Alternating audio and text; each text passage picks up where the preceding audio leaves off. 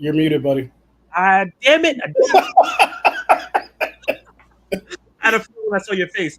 Uh, Welcome back Attack News Live. It's Tuesday, July 16th. Super excited to talk to you guys. Even though there's not that many news stories, I had to like dig deep to Yeah. find some stuff. But I found some interesting things for you. I'm going to expand upon them, and we're going to be talking about box office. We're going to be talking about R-rated MCU. We're going to be looking at some trailers that I find very, very interesting, especially one that may be up for some Oscars this year or are rumored to be up for some Oscars. And we'll also be doing Attacking Zach at the end. I have one question that someone gave to me today. I'm excited. But as you can see on the right of me or the left of me, I don't know how it looks to you guys. I got my guy, my boy, the man of the hour. His link is in the description below. Obviously, go subscribe to him. If you're not, you probably are because we all a big giant community. But if you're not, you need to subscribe to Kenny Sparks. Hey, who's joining me today. What's up, man? How you feeling? I'm feeling great, man. A rough day, but I'm so happy to be here with you, man. I was actually thinking about streaming myself, and then life happened, and then I was like, yes. Zach asked me to stream. I was like, yes. This is like perfect timing. Yeah, perfect. Yeah. So I asked everybody in the chat like how are you doing and stuff like that. Look, I had a really rough day. It is 98 degrees. Well, it was 98 degrees in New York, and the job that I work at in the daytime and sometimes nighttime, the AC broke, and it was like 100 degrees inside my job. Oh and God. It was like that for hours, and we had to beg our supervisor to speak to her supervisor so we can close the damn place early. We had patients coming in, older patients, like, I'm not working out in this because I work at a physical therapy clinic. I'm not working out in this heat. Are you crazy? It's hotter in here than it's outside. Yeah. So it was just rough. And then we got a new water cooler, and the water is not cold. Jeez. Like, so no, it's hot as hell. No cold water. Oh God. It was just bad. And then on top of that, she went and bought like mini fans to like kind of like do something. And she bought 2 fans and put them in the treating area, but nothing at the front desk where I work. So I was like, what the hell? Like, you don't care about us? That's insane. Yeah. So it was rough. But on top of that, I got to see how the new office that I'm going to be moving to next month is going to look. Hey. So that was a little like a light at the end of the tunnel. Like, I'm not going to have to deal with that situation for too long. We'll have working AC, working water coolers, all that good stuff, and it's closer to my house. That's awesome. So yeah, that's how my day is going. So I'm super excited. I also had like a good news, bad news kind of day as well. So oh boy, of course, whenever I wake up, my alarm goes off. I tell it to shut up because it's Alexa, and it's going to kill me one day because it's Skynet, and it always tells me the weather right after I tell it to be quiet, and it was like sunny with thunderstorms. 101 degrees. I said, "Oh, whoa! What are you talking about?" I audibly said to Alexa, "What are you talking about right now?" Right? So I was going to catch the bus. Like apocalypse. Yeah, I was just going to catch the bus to work. So, but I was like, "No, I'm driving." I drive. I get to work. Like, there's a valet kind of thing near my job where I pay for it whenever I go to work. It's like $13, not like the valet, right? So I'm like, okay, I'm there. Go to open the door won't open. I'm like, what are you talking about? So I had to climb out through the passenger side. And I was like, all right, well, I guess I'll just, like, I called my boss, like, yo, let me just take this to the mechanic. He was cool with it. I get back in the car because I turned it off. Try to turn the car back on. The car won't turn back on. I'm like, oh my God, what is happening? So that joint still won't come on.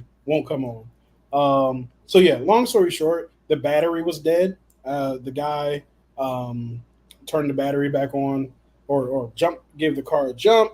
I was able to like just go into work and drive home from there. I was just so frustrated because it was like all that stuff, right? But then at the end of the day, I'm walking out. I'm on the elevator with my boss, and he's like, "Hey, you want to work 2 more days out of the week?" I'm like, "Yes," because I only work Tuesday through Thursday. And he was like, "You want to work Monday and Friday?" I was like, absolutely I do. Is that just for this week or just like permanently? Just permanently going down the line, doing like social media management for his LinkedIn account, where I would be editing videos. Oh wow, what you do? Content. And I'm like, absolutely. So hopefully all that goes well. But yeah, man, it would allow me to make more money. And yeah, so that's the the day started off crappy, but it ended up being here on the street too. So, So and then more work, full time, blessing. yeah, man. I'm excited, dude. I could not be more excited. I don't even know if I told my wife that.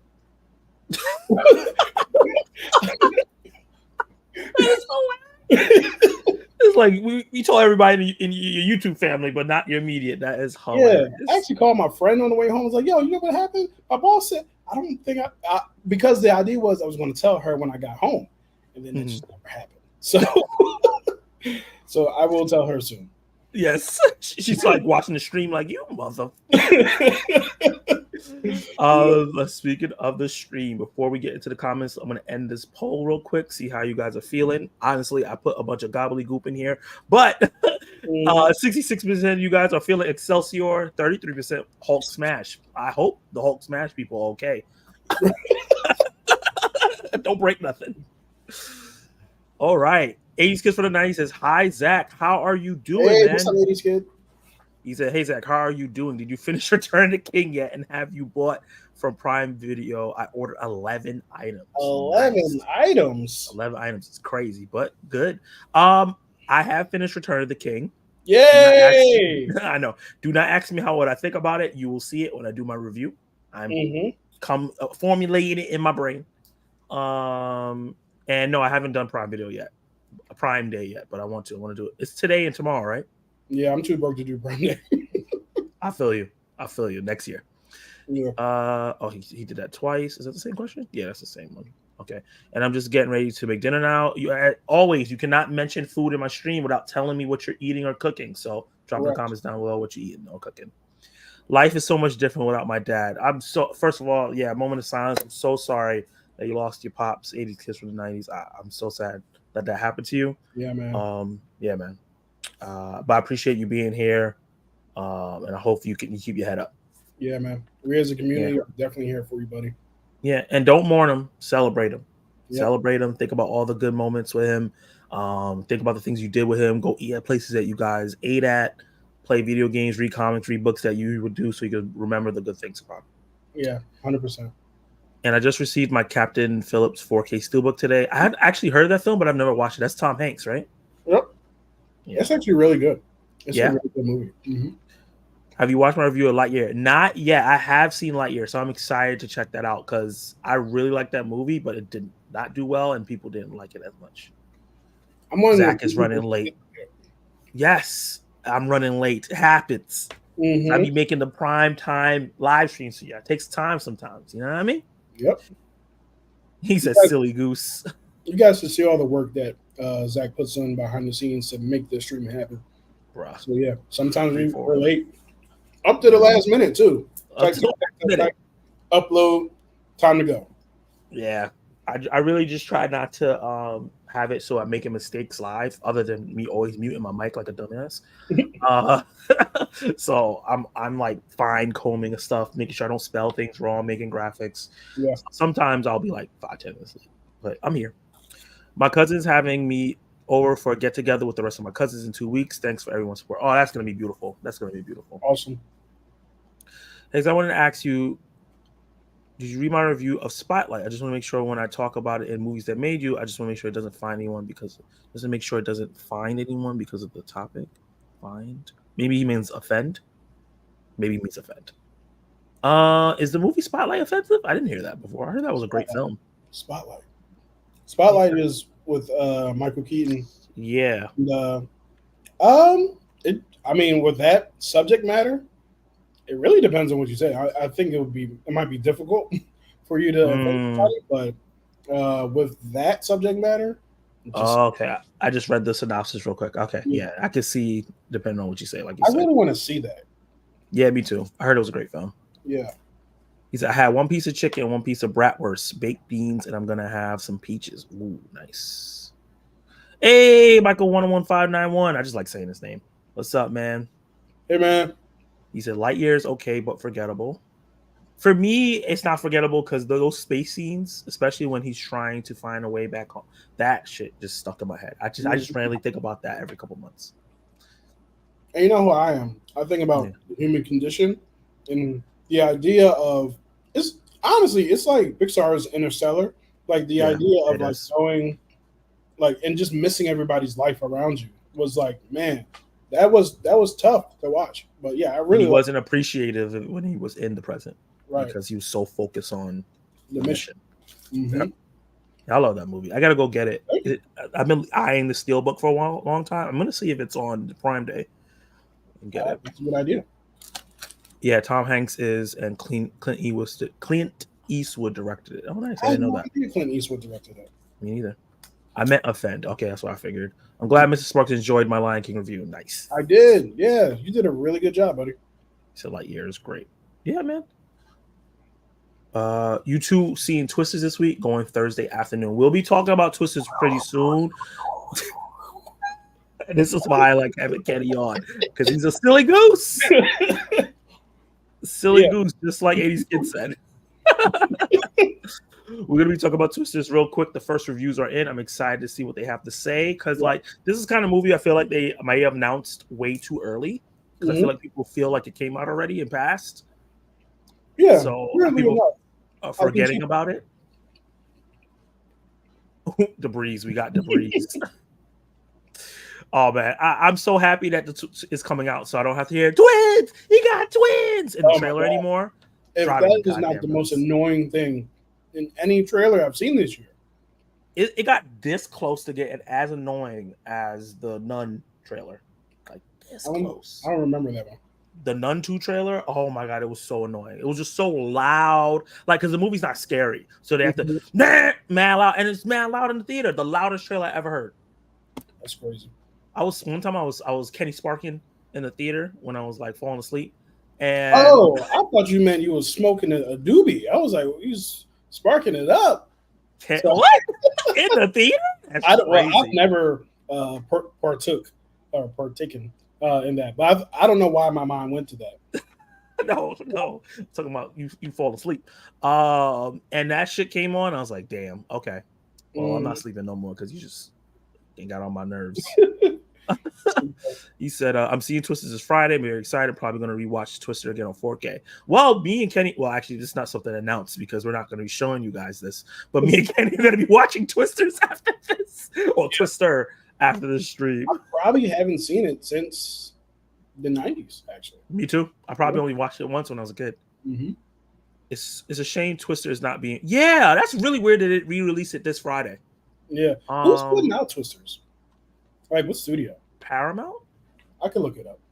Because I remember Tom Cruise is there, and usually he shows up for Paramount. Obviously, he has a relationship with Glenn Powell, but Leonard.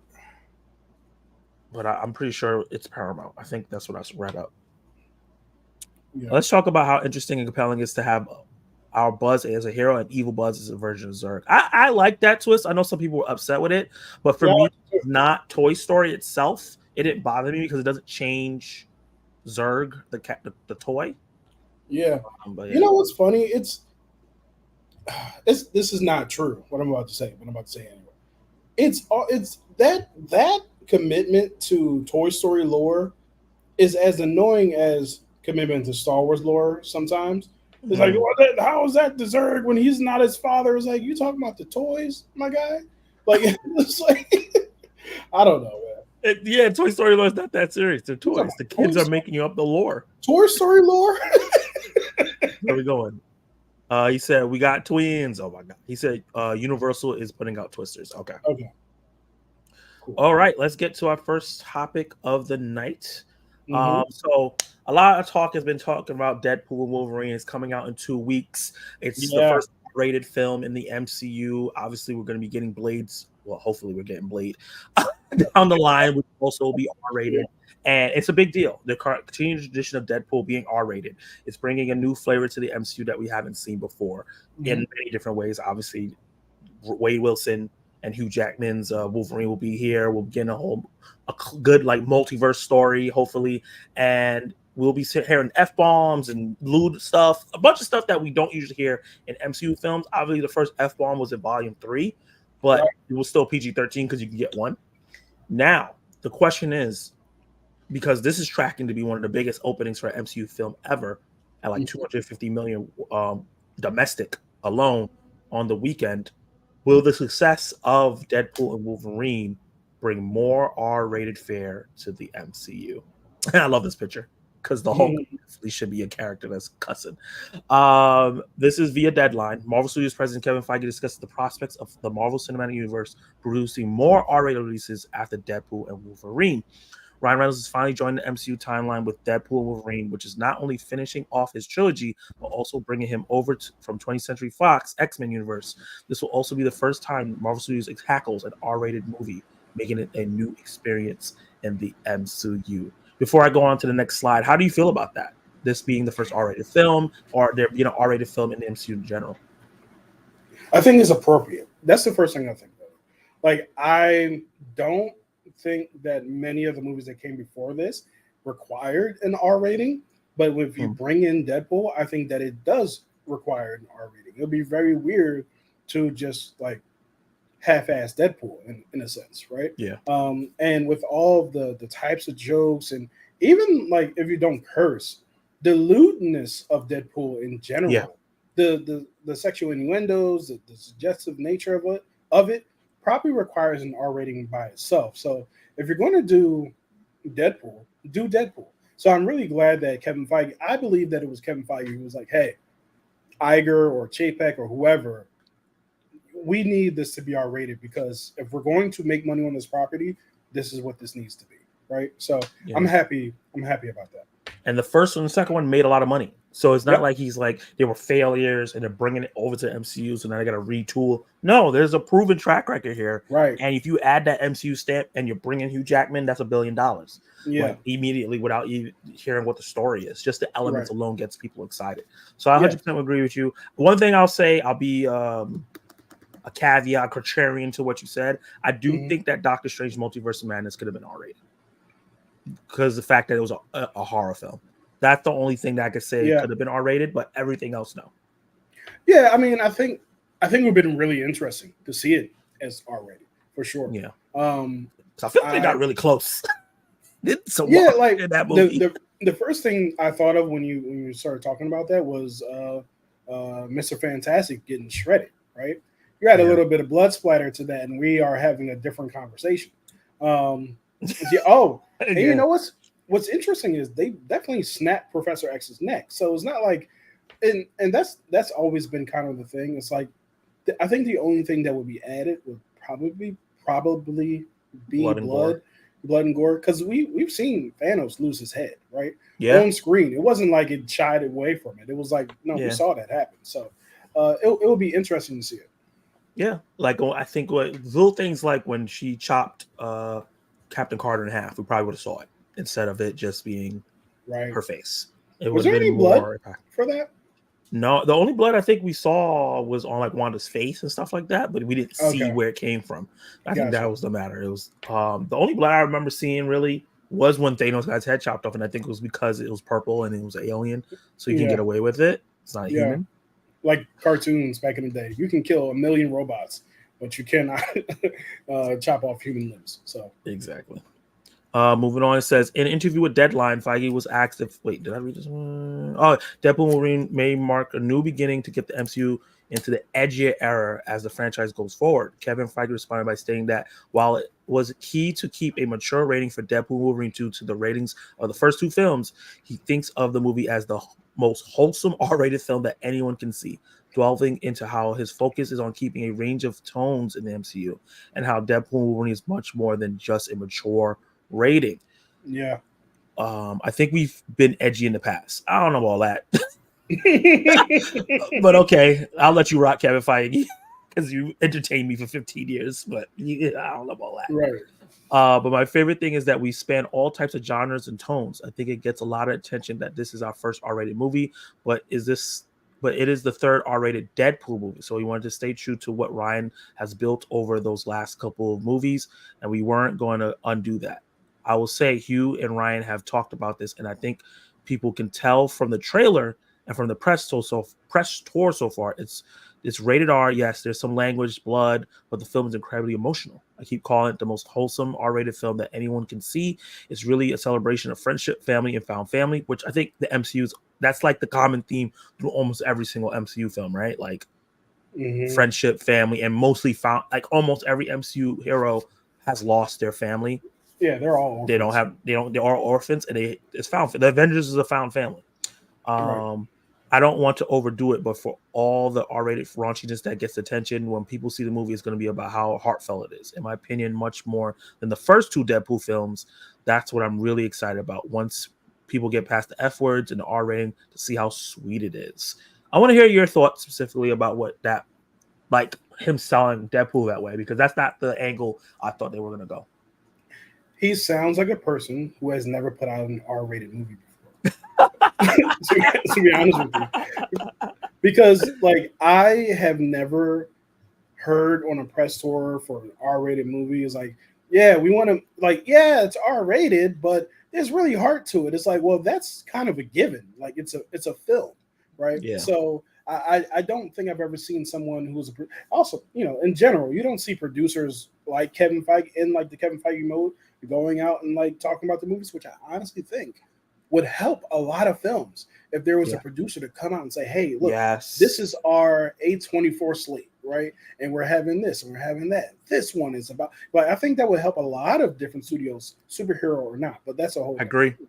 another I agree. discussion. But yeah, so it sounds like, yeah, like he sounds like, he sounds like the friend who's like, who has their friend coming along to the party, but like their friend's a little bit wild sometimes. So he Yeah, tries to prepare hey, Steve, he's a little, he's a good guy, right? I want you he guys to has good see heart. past this. But sometimes, he curses a little bit, you know what I mean? And he gets a little lewd. But Steve, I'm telling you guys, he's a good guy, right? And that's how he's introducing Deadpool and Wolverine. That's how he sounds. So yeah, I think that he sounds. Sorry, I thought my dog was barking at somebody. I think that he sounds like this is his first time around, and he Yeah, doesn't really need to do that. yeah. But I found it interesting. That's a really good point. I wasn't even thinking about it that way, but yeah, it's true. It does sound like someone that doesn't know how to sell an R-rated film. But I also Mhm. like the fact that he says that, because I think the initiative here is wants to do more R-rated films, and I Yeah. think the formula here Oh is yeah. combining the raunchiness, combining the curse words, combining all those things while keeping the heart. Yeah. So he can sell it like, hey, it still has the Disney values, but we are doing other stuff for people who are kind of tired of the Disney values. We'll mix them Right. both, and we'll bring those guys back in. Yeah.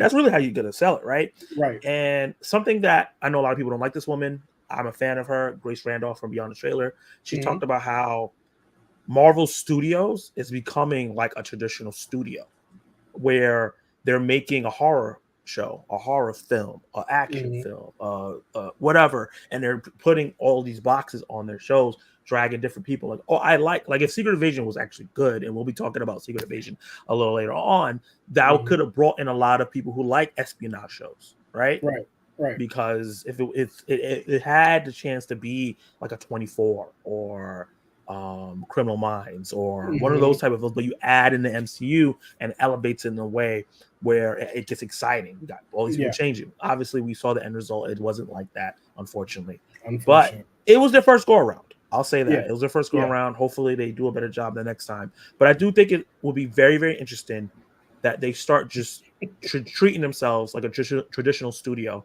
and doing different kinds of films and inserting the MCU stories where it's appropriate. Yeah. And I don't think Grace is wrong. I just think that she's late in a Hmm. sense, because that's always been the case. It's always been the case that they've done multi-genre films, right? If you Yeah. even reach back to Civil War, which everybody's comparing the new Captain America: Brave New World to, it's like Yeah. that Winter Soldier spy espionage, like that's been happening Yeah. since day one. But she's not wrong. I Yeah. think the last bastion, I think is the last thing that they needed to cross was the R-rated raunchy border, and they've crossed that now. Yeah. They crossed it.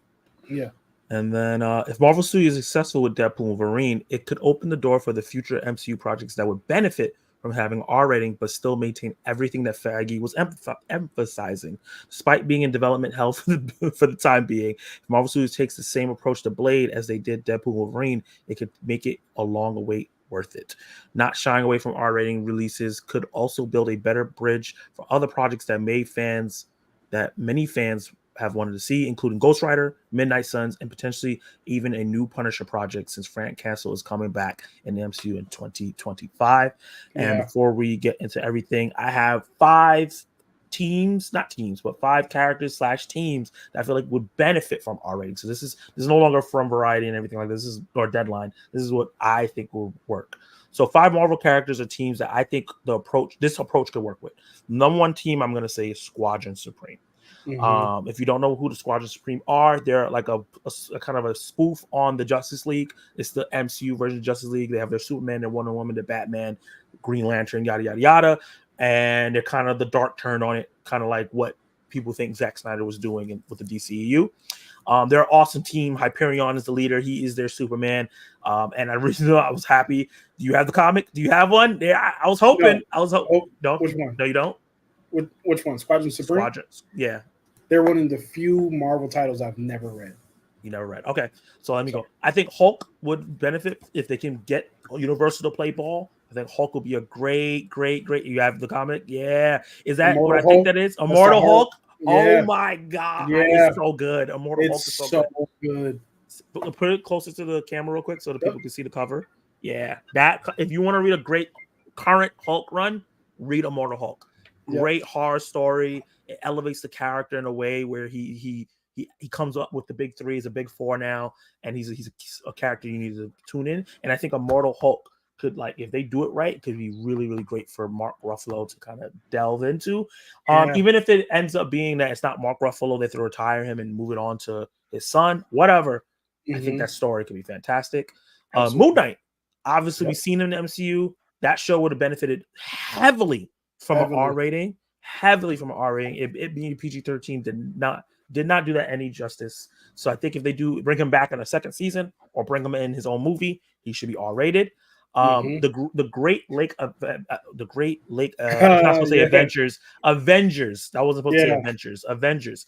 There's a silly spoof team. I think they're in the West Coast and they're like fighting for their lives. It's a dark comedy. One of their I think their leader Immortal dies all the time and comes back to life. There's a ton of things that they could do here where it could be like Deadpool Wolverine, bunch of tongue in cheek, and it has a lot of heart to it because it's these really earnest people who's trying their best. Is Squirrel Girl in that one? She's in and out. Okay. She's in and out of that team. So that's a good way to introduce Squirrel Girl, like you said, and a bunch of like quirky characters that are Earth-based. Because a lot of quirky characters come from space, like Guardians and stuff like that. We could get some quirky characters on Earth and be more regional. Like we mostly New York, right? We got a little bit of Louisiana, Falcon and Winter Soldier, but we didn't get to spend that much time there. And then other than that, it's space or Asgard. You know what I mean? Which is kind of in space. So it'd be nice to go regional and go get a Philadelphia hero and have that culture come in, go to the West Coast, go to Canada, you know what I'm saying? And do that. And I think the Great Lake Avengers would be a fantastic way to do that. Yeah. You about to bring another comment? Oh, yeah. I was looking at Nighthawk. Nighthawk is another character who is a black character. He's a vigilante. He spends most of his time destroying corrupt cops. So this got canceled because Marvel was like hey, you guys are doing a lot to these corrupt cops. It's funny that you bring him up. He's part of the Squadron Supreme. He's their Batman. Makes sense. Yep. Yeah. And then the Eternals. The Eternals is a movie that's super divisive. Some people like it, a lot of people don't. And I think it had a lot of potential. I think that if you bring it back, it needs a creative overhaul a little bit, kind of keep the soul of the characters. But I think an R rating will set it apart from all the other teams because we're getting a lot of team ups, right? We got the Thunderbolts, we're gonna have the Avengers, we're gonna have Young Avengers, we're gonna have all these different teams. We might have Midnight Suns. But if you bring back the Eternals, if you rein in Zoe Child a little bit and give it an R rating, I think this could be a special project. Can deal with some heavy topics while be entertaining because it's R rating. Yeah. What do you think about the picks that I have, Clanny? And do you have any ones that you would add on? So as far as Squadron Supreme, I need to be more familiar with them. I believe that is Hyperion a part of Squadron Supreme? Yeah, he's the leader.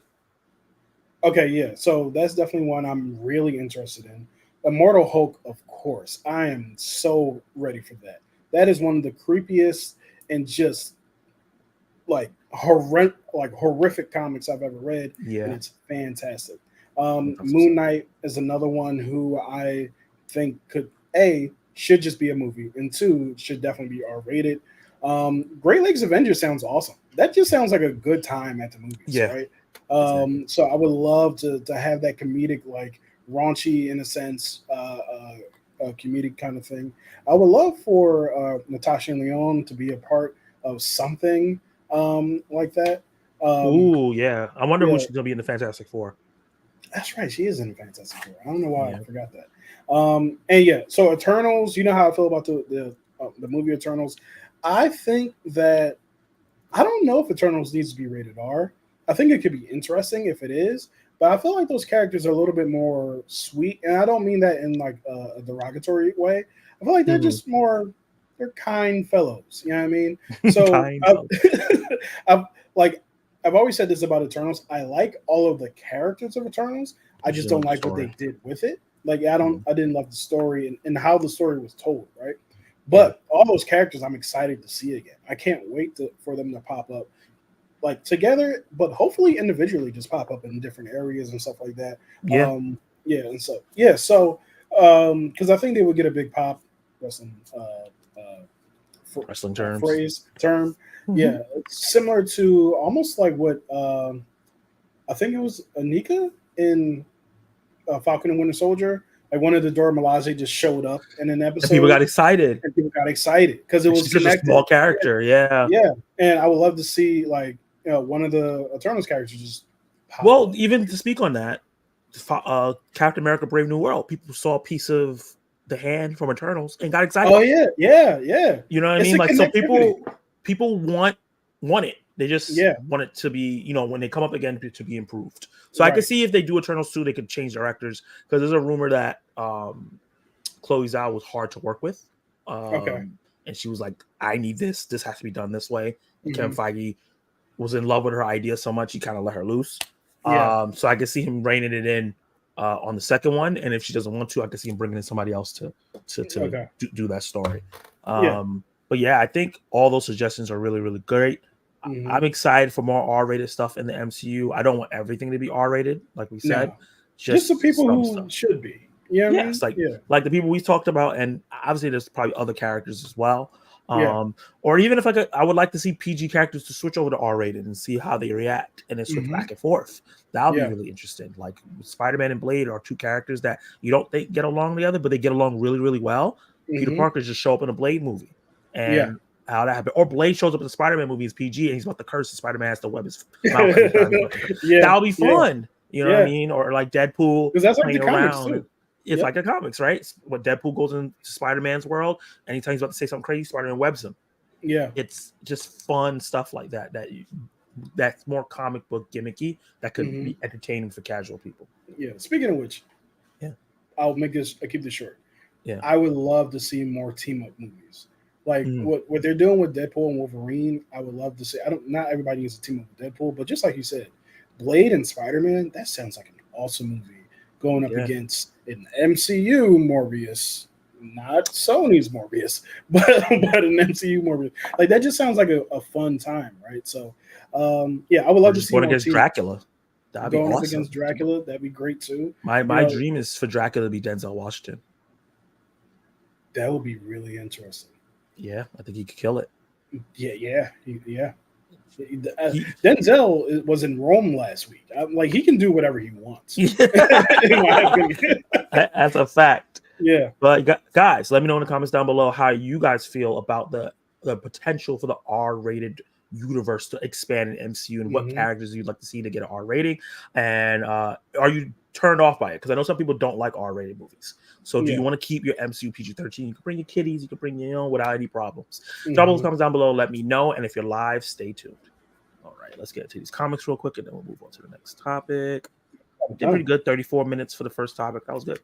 Yeah. And some chit chat. Hmm. We got twins. Everybody's saying we got twins. There was an evil Buzz in the Buzz Lightyear cartoon. I really like that cartoon. Buzz Lightyear, Star Command. That was underrated. I was around like the Men in Black and Jackie Chan Adventures, and where all these things were getting like cartoons. The Men in Black cartoon, Fire. underrated. Underrated. Jackie Chan Adventures for the first 3 seasons was great. Fire.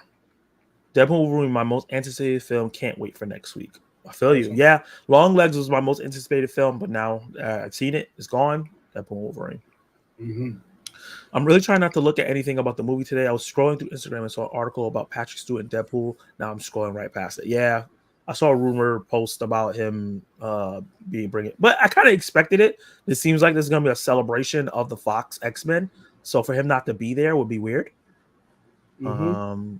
Let's see. Next week is going down. Hey, DJ Family Nerds, what's up, man? Hey, what's up, DJ? What's up, family? Next week is going down. Can't wait for Wolverine and Friends. I mean Deadpool. I do wonder how much more of a Wolverine film will it be than Deadpool, because yeah, it's and Wolverine, which I think is really important. Yeah, I had some Baraka tacos today. Check out the Discord. Nice. Berea tacos. Berea. Thank you. Mm-hmm. There was a big needle that went through an eyeball. I would like to avoid that.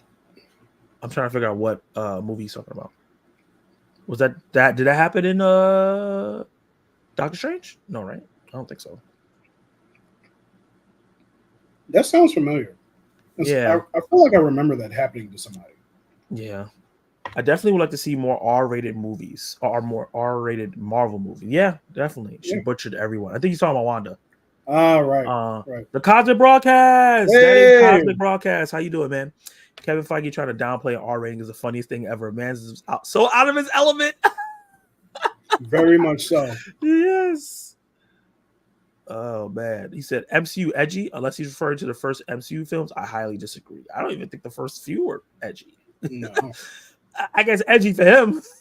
Right. I watch way edgier stuff. Because I was trying to think of something edgy, and I was like, I think it would be funny if he actually believed this, but I feel like the edgiest thing that they did was when they shrank down. What was his name in the first Ant-Man movie, Yellow Jacket? Oh, and he was screaming as he was being constricted. That was terrifying. But other than that, I can't think of anything. I guess Tony having sex with that reporter. Ooh. Right. That's edgy. Yeah. This is a wild name. Butts Unplugged says, "Hi, Noah sent me. Thank you, Noah, for sending him over. And how are you doing? Hope you're enjoying the live stream." Hey. I don't care if a movie is rated R or PG-13. I just want it to be a good movie. Rating doesn't make a movie. Good writing does. Amen to that. 1,000% agree. But the rating can unlock the writing. Mm-hmm. I'll say that. There's certain things you can't do with dialogue and stuff like that, depending on the rating. So it's a little bit of both. Yeah. It can unlock it, but it can also give you too much power.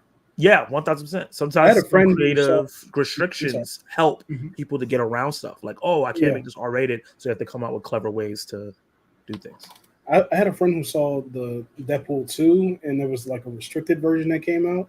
And he said that the restricted version was actually funnier than the regular rated R version. And he's not a prude or anything like that. He's just like, it's just funny because they had to do those. They had to operate around those restrictions. Yeah, I saw somebody say that the Deadpool movies are kind of lazy in its writing because it like references it like does third world break and stuff, but then go do it. It's not like in a clever way where like there's certain movies that fourth wall break, and like they're saying it, but they do the opposite of it. But and they're like, I get it, but like sometimes things can just be funny, dude. It doesn't gotta be deep. No, they just felt like it feels like Deadpool. Yeah. Kevin's like, you guys, please trust me. It's more than just no words and blood. no words and blood. That is hilarious. Did you see that thing where he had to? Huh? Oh, what was that? You heard that too? Yeah, you got a guppy? No. Don't die on me there. You know what I mean? We don't need this on live stream. But did you hear that thing where Kevin Feige had to explain pegging to the board? He was like, "Hey, so pegging is." That is hilarious conversation. These are going to be some crazy conversations you're going to have to keep having. Yep. One of the biggest fumbles of all time is Venom not being R-rated. Yes. 100%. Yes. Venom, the lethal protector. Right. He was already biting people's heads off. Just go the whole way. Right. I think Venom still could have been good, not R. It just needs the right approach. I just think that the character is way too limited. Being just the way the character is, he's just got to be R rated. And to have a movie with Carnage in it, and to not be R rated is insane to me. To have a serial killer movie be PG-13 does not make sense. Carnage is a serial killer with a symbiote. And the worst kind. Like if you read Maximum Carnage, it's like you should not be reading this if you're a child. Yeah. Give me the Red Hulk, baby. It's about time we got Brute Hulk again. Yeah, Red Hulk is coming. We saw it. Yeah. Red Hulk will be fun. Even my 3-year-old decided for Red Hulk. I've watched the last part of the trailer maybe 100 times because of him. Yeah, that was cool. Yeah. That's all sounds cool, Feige. But show us, don't tell us. Interesting. Dang. All right, Kenny and Zach, I'll give it a go. I'm not sure what you were talking about. Yeah. I'll be right back. Okay. Hi, Zach and Kenny from the UK. GB Noah sent me to your channel. Thank you for joining the live stream, Butts Unplugged. Funny name. Oh, wait. Eternals was pretty edgy because I'm like, why is this a PG-13 movie? Marvel has been making some choices, that's for sure. Really? You think so? There was nothing that was R-rated in that film. Hello, bro. What's up, the laser? How are you doing? He said, it's so hot outside. It's 97 degrees. Oh God, why? Yeah, it's 97 degrees outside. I was dying. I was telling everyone earlier how hot it was inside my job because the AC broke. So I feel you. I think Feige needs to let Marvel take it easy. He says one thing and then announces another project. Then another one of the other 10 plus projects are even out yet. But you got to think about it. A lot of these projects he has not announced. A lot of these things are rumored. These are scoops. These are not things that he officially announced. That's not his fault. You can't control that. Another one I would like to see is R-rated is Ghost Rider. Definitely agree. I agree. Some more R-rated Marvel movies. I think most people who didn't care for Lightyear never watched Star Command or saw how it leads into the sequel. I can see that. Disney got hacked. How will it affect SDCC and D23? I think that will move up the timeline for a lot of things that they were going to do so they can get ahead of the leaks, because the people who leaked it said that the people who hacked them said they are going to leak stuff and they're not taking any payment from Disney Marvel. So it's going to be interesting. Yeah, that's whack. Yeah. I would like Spider-Man and His Amazing Friends live action movie. That would be cool. We're going to be getting should be getting Iceman soon. And I'm not sure about the other girl. I'm not even sure where she's from. Firestar? Oh, you talking about Firestar? Yeah, I have no idea. Her name? I don't know where she's from. Definitely hope we get Eternals 2. I enjoyed the first Eternals. It wasn't perfect, but I enjoyed it. Agree. Mm-hmm. Civil War was a bit edgy. Bucky killed Stark's parents. Yeah, but we see people kill people in the MCU. Yeah. That was a little bit more emotional, but a lot of interesting deaths happened in that movie. Yeah, like even like the part that always gets me is when Daniel Bruhl, whatever the character's name is, Zemo. Yeah, he's torturing the guy and he turns on the water and it's like it's going to drown him because he's hanging upside down. Upside down, that was crazy. Yeah, I hated that because that was kind of edgy. I'll give Kevin Feige that. Right. Or even like Crossbones blowing up. Yeah. Burning up as he goes up. Yeah. That's something only a comic book or a sci-fi film can do. Mm-hmm. Hey, Jay Power, what's up, man? Welcome to the live stream. Hey, Kenny Sparks, I wanted to ask you, are you caught up on the House of Dragon? There's only 3 episodes left. I am actually caught up. Yep. Nice. Why are you calling me horny? What did I do? I didn't call you horny this stream. Why are you bringing it up? See? It's on your mind. Yeah, he probably is talking about the naughty scene. The naughty scene. Bruh. We saw them lay down next to each other for 2 seconds. Yeah, they was cuddling, basically. Yeah, that was nothing. He wasn't even hip thrusting. Come on. Right. Very whack. Hey, Brandon, what's up?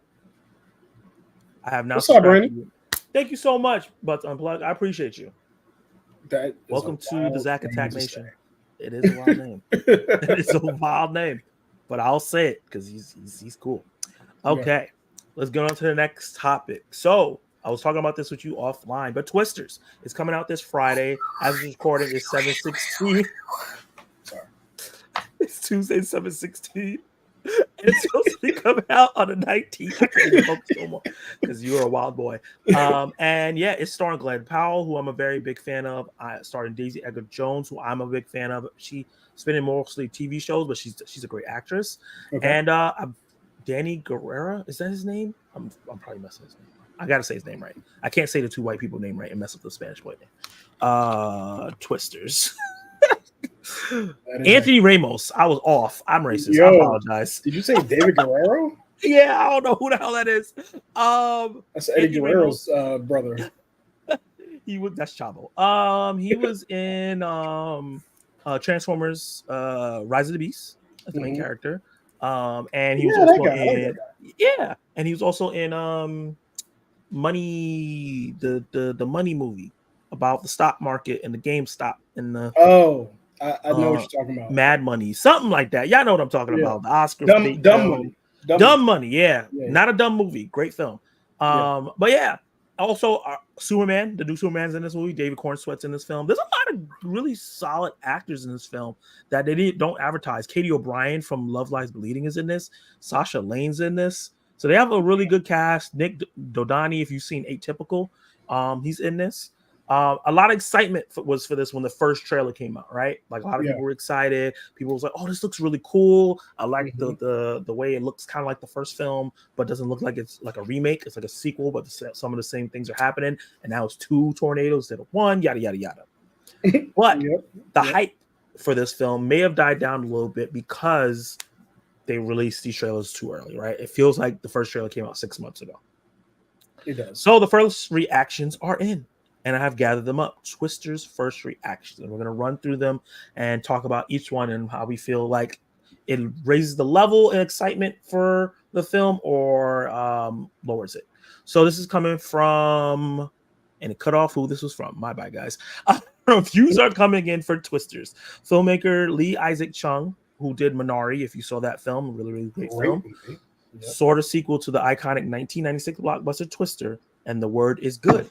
With 31 reviews counted, the film sits at 81% with a 7.3 rating overall on Rotten Tomatoes, with the general consensus being it works and it meets expectations, but isn't the classic the original film was. And I want to talk about real quick, Rotten Tomatoes, right? Just a PSA. A lot of people get confused with Rotten Tomatoes. They see the percentage. They think that's the score. That is not the score. That is the percentage of people who liked the film. Correct. If you go deeper, it shows you, because 90% of people could like a film, but they all could rate it a 7. So that means it's like above average.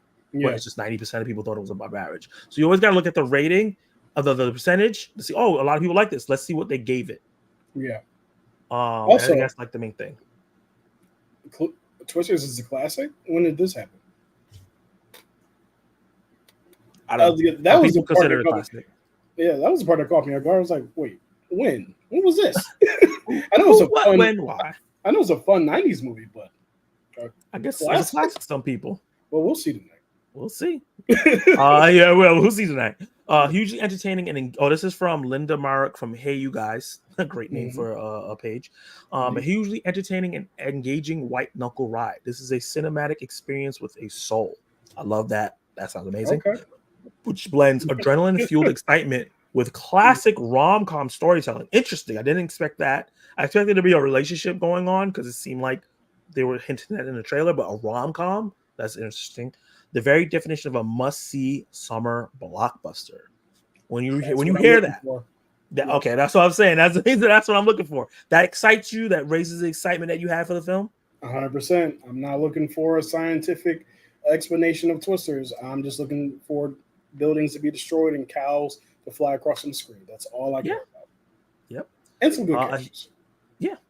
This is the one I read already. Yep. Twist is a minor triumph for the aspects you expect would get lost in the mix. Understanding that a disaster movie only works if you care about the small-scale human drama caught in the middle of it. This is from Alistair Ryder from The Film Stage. So it's saying that it makes sure to take care of the characters so you care about them, so it doesn't get lost in all the chaos. And because when you watch disaster movies, you can think about Gerard Butler. He's been in a ton of them. Sometimes the human drama can get lost in all of it. Like they'll Yeah. start strong, and then you just completely forget why everyone was arguing in the first place. It just focuses Yeah. on the meteors. So it's good to hear that the human drama is entertaining enough so you care about the characters. So when the twisters come, you're like, no, don't kill them. Yeah. Yeah. If I don't care about these people, then it's very hard for me to enjoy a movie, and that's across the board. Yeah, I agree.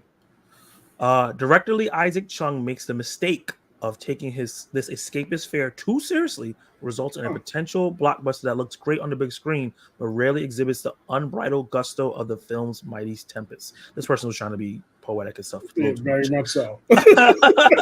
Tim Grierson from Screen, I think Screen Junkies. Yeah.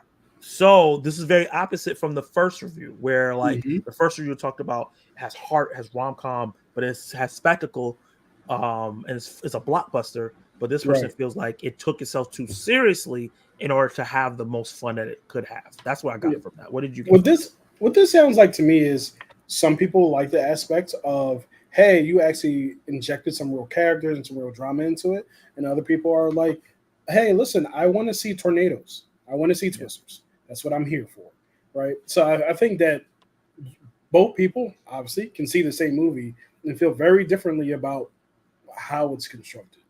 it's basically on their expectations. But I feel like going into the film, when you hire someone like who's hot right now, like a Glenn Powell, right? Like he's on Hmm. fire. And then Daisy Edgar Jones is not like a star, but she's like a star on the horizon. I feel like she's Yeah. like right where what's her name? Sydney Sweeney is before Hmm. she got Anyone But You. She just needs that one movie, and then she's gonna start getting in a bunch of movies. Yeah. And then I can't believe I said his name wrong like that. Uh, Danny Guerrero. Who the hell is that? Anthony Ramos. I also think is on the cusp. I think Hmm. Transformers was great, and I think a lot of people went to go see it, but people went there for Transformers mostly. So Absolutely. He was hopefully good this though. will also help. He was good. Yeah. Every time I see him, he's good. Yeah. So I'm excited for him, and he's probably going to be in GI Joe. He's an So Ironheart. he's going to be an Ironheart. Yeah. Mhm. So I'm excited to see what he can do. So I expected this to be focused on the characters because they hired actors that you can see wants to act. Like if they Yeah. hired lesser actors that I never heard of, then I'm like, oh, they're just fodder. You know what I Yeah. mean? And the last one says, those Twisters screenplay is silly. The characterization is played straight. The Kate, Tyler, Javi relationship, I guess that's the three characters, Kate, Tyler, Javi. I can Mhm. already tell who's Javi. Right. Relationship Right. triangle actually works, and that's due entirely to the performances. In lesser hands, this all could have slammed straight into the ground. So Everybody's it's trying to be poetic with their. yeah, I know they're trying to add like Mhm. twisting stuff inside their script, Yeah. but yeah, it sounds like the screenplay is not super strong. It is silly what's going on, but the heart and the seriousness comes from the performances. They rise Yeah. above the material, which is Which is was fine. fine. Just fine. Also, I would have liked for the creative choice that had been made for Glenn Powell to play Javi. Like I think that would have been a very career defining range for him. You trying to get this man canceled? You trying to get this man canceled? You got to show some range. Yeah. So after all these early reactions, this is just some. Obviously, there's 31 of them on Rotten Tomatoes right now. Mhm. I just picked up the 5 that were very different and varying degrees of what people felt about it Yeah. and details. Is your excitement for the film higher? Is it the same or is it lower? I think it's about the same. I was Okay. already really excited for this movie. I just want to see, like, we don't get enough disaster movies, right? Yeah. And I think part of the reason why we don't get enough disaster movies is because all the disasters have kind of been done before. Yeah. So it's very hard to do that. So that's probably why they're revisiting Twister, right? Yeah. So yeah, but I was already over the moon for it. I do like the fact that there are positive reviews for it. Yeah. And even some mixed reviews, because I'm going to go into this like, tell me a very silly story about people who are willingly driving towards tornadoes. That's what I want to see. Yeah.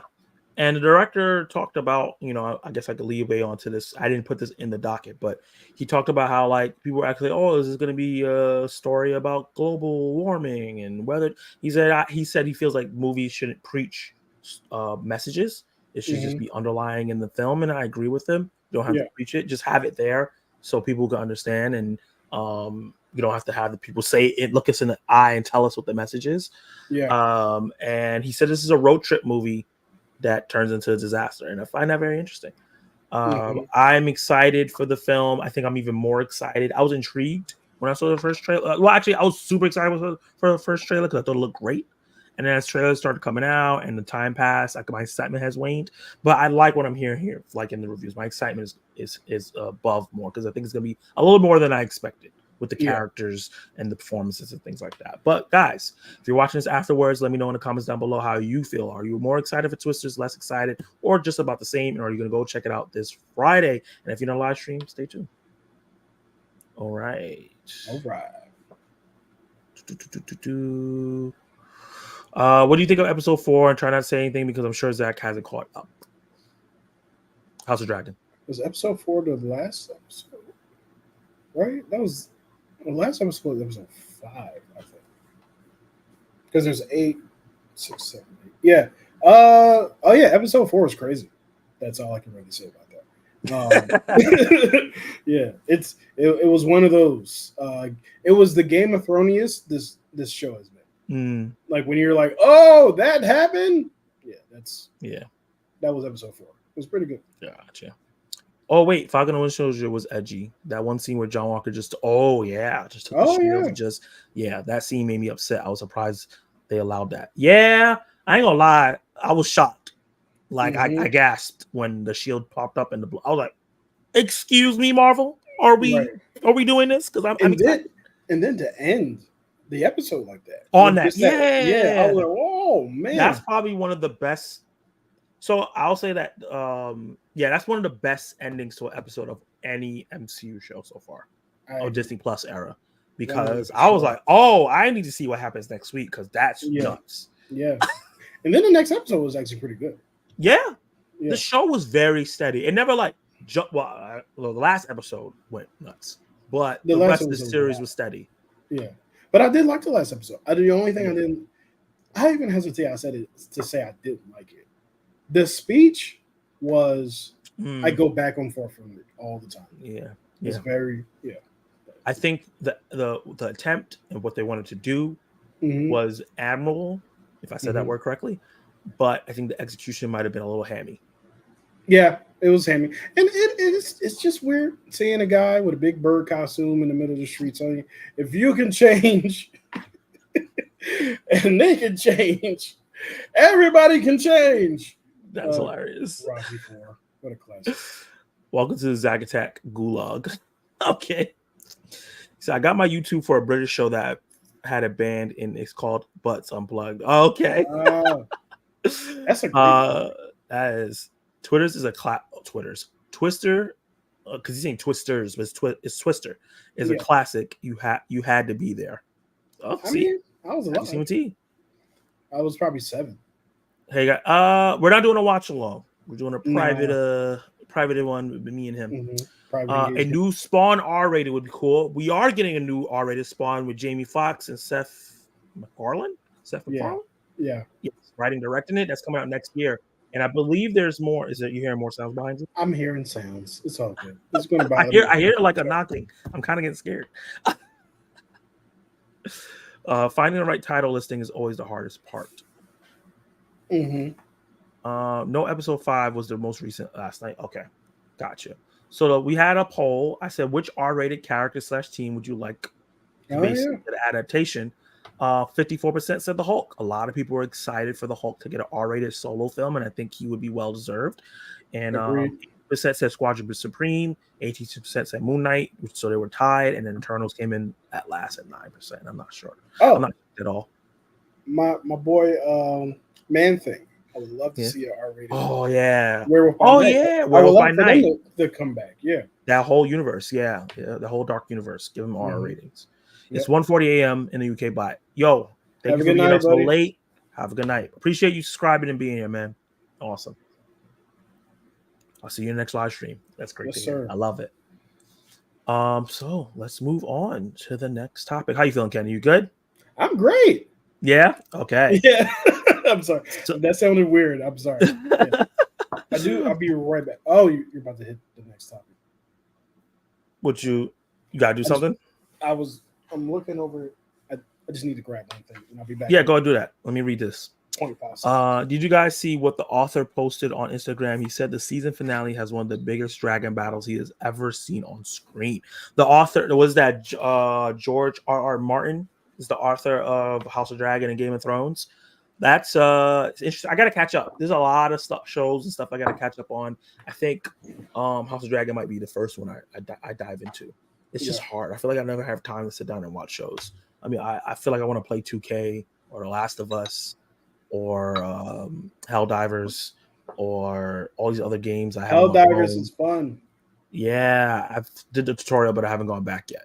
But I need to go in and keep playing because I spent money on it. But yeah. My wife, we made like the iced tea, the can. You scoop it, you put it in, you mix it with the sugar and the water. She gonna put it in this thing, and I'm out here like this. I'm like, girl, you being fancy. This is amazing. Store iced tea. Look, you got nobody knows. Nobody knows. It's also empty. All right, I'll just be thirsty for the rest of the show. Oh no! You want to run and get some real quick? I don't even know where I will get. Oh yeah, I will. I'll be right back. Okay. Let's see. Guys, talk to me while Kenny gets some beverages. Do you have any suggestions on what I could rename my Buzz Lightyear video? What's the name of the Buzz Lightyear video right now, 80s kids?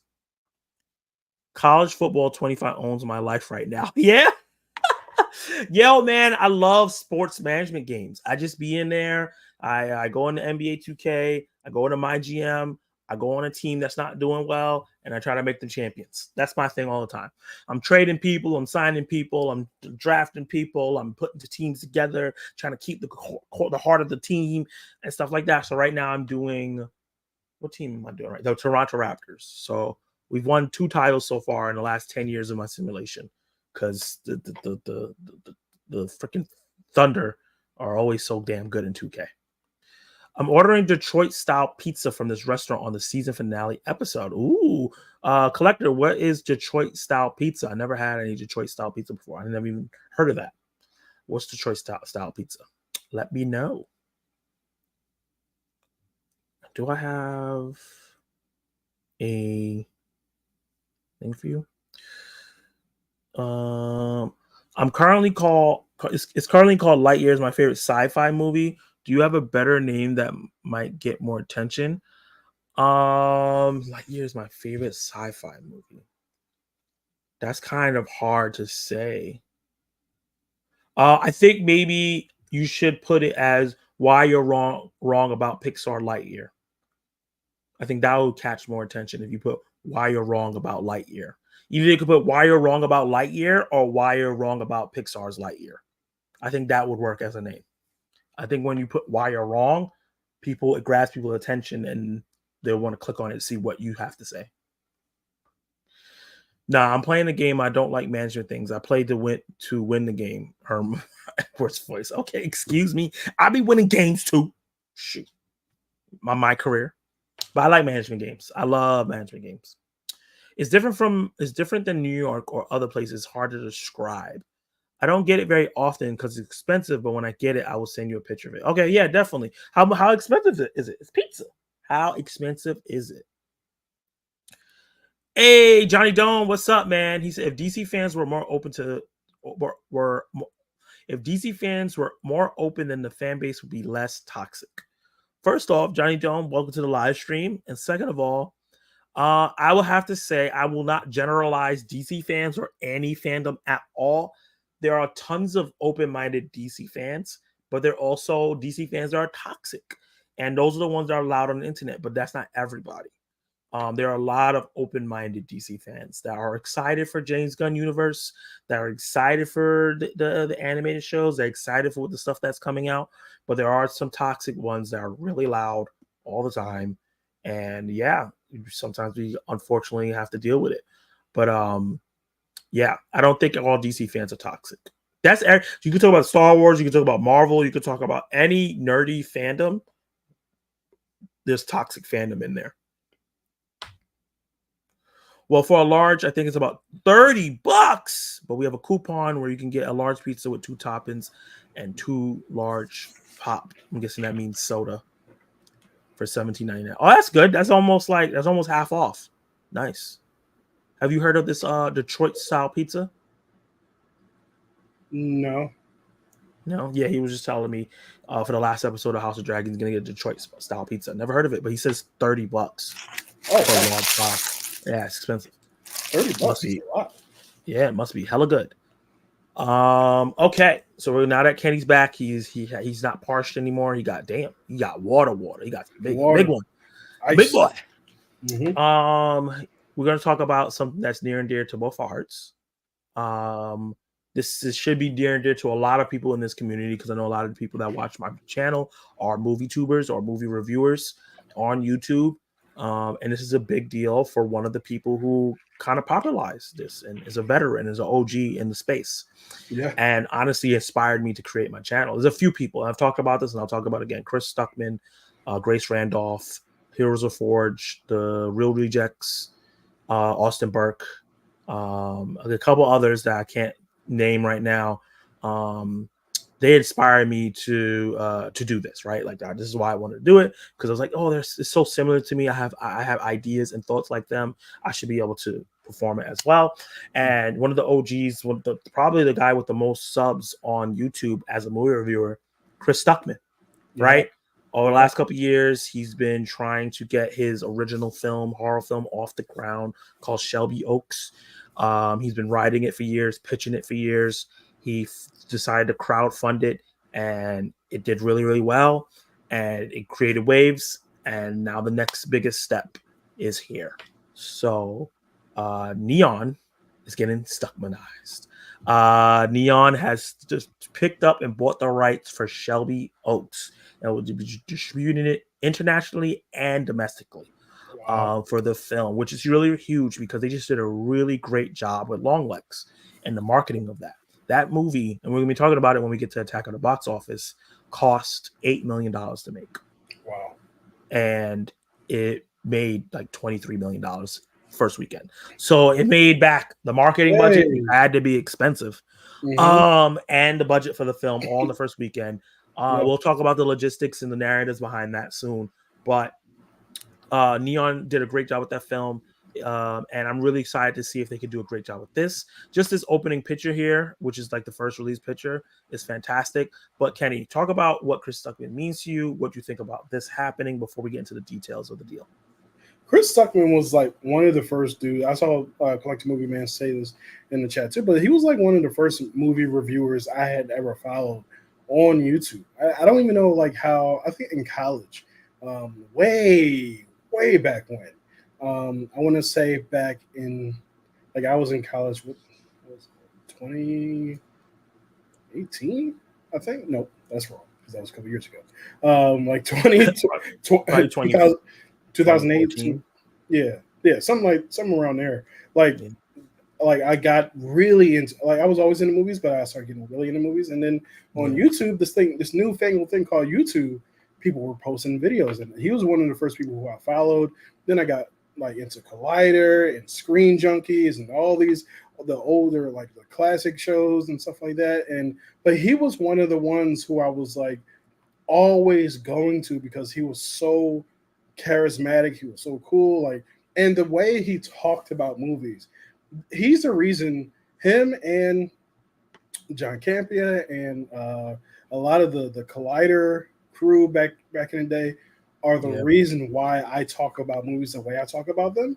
And what I mean by that is I try not to be overly hyperbolic about like my thoughts and opinions on a movie. I try to be very even keel, try to be very like, hey, like this was good, this wasn't good, this is not the worst movie I've ever seen, this is not trash, this is also not the greatest thing I've ever seen, unless it is, right? So like he's one of the reasons when I come across people who are like Disney's going to suffer and die for their new rendition of Star Wars. He's the reason why he's one of the reasons why I'm not like that today, because I'm like, I liked it, I didn't like it. It is what it is. Move on to the next thing. So those type of attitudes, like he helped craft that for me. And yeah, he's been a big inspiration to just how I talk about and review movies. So yeah, Yeah. he's been great. So to see him have this, man, I could not be happier for someone in this space who's like literally put down, not put down, but slowed down their own channel to go pursue their own dreams. And I'm so happy that it actually worked out for him because it's not easy. It's not easy, and he managed to do it. Yeah, he's been working on it for years, and I think, you know, in the community, in the family that the Hoovers are, we have people that are inspiring filmmakers that review right now. I could talk Yep. about dark movies, named Hey. Toby. He has a short film coming out soon, Hmm. and he has a trailer for it on his channel.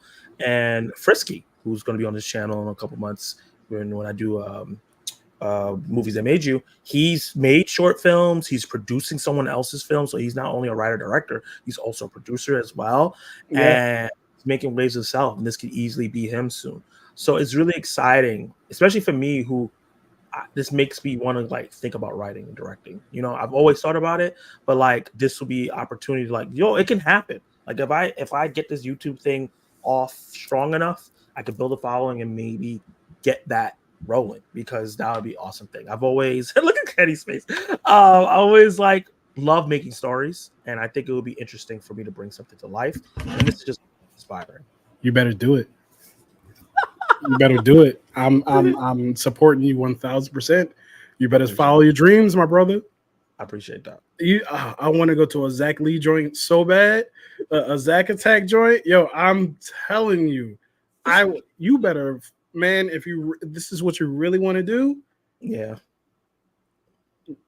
My goal right now is the next 2 years to start hmm writing, like in 2 years from now, to start writing a short film script. okay, That's the goal right now. yeah, Because right now I gotta get my financials in the right place, move, hmm and hopefully have a space so I can record YouTube and have everything look better, and yeah, then have the freedom, the financial freedom to make a short film. So man. that's the goal. So it's gonna look like crap, but I just need to keep shooting and doing it and doing it and doing it so I can get better. First of all, it might look like crap, but it might look awesome. Yeah, I don't want you to resign yourself to. It's going to look like crap. yeah, All yeah. Of right. course, Yeah, I mean, I believe appreciate in you. you. I appreciate I'm you. not just saying that. I know. I believe in you. So Appreciate I'm you. excited. Yeah. Let's get into what Variety had to say about this. Fresh Okay. off the success of last weekend's Loglands film, Neon announced Tuesday that it has acquired worldwide rights to the Shelby Oaks, which rights to the Shelby Oaks? Is that what it's called? Okay. Which was written and directed by filmmaker and YouTube creator Chris Stuckman. In Mark Stuckman's feature directorial debut, the film is described as a documentary found footage crossover. It will have its world premiere at Fantasia Festival on Saturday. Oh, wow, it's this Saturday. Neon will release the film theatrically in the US and handle international sales.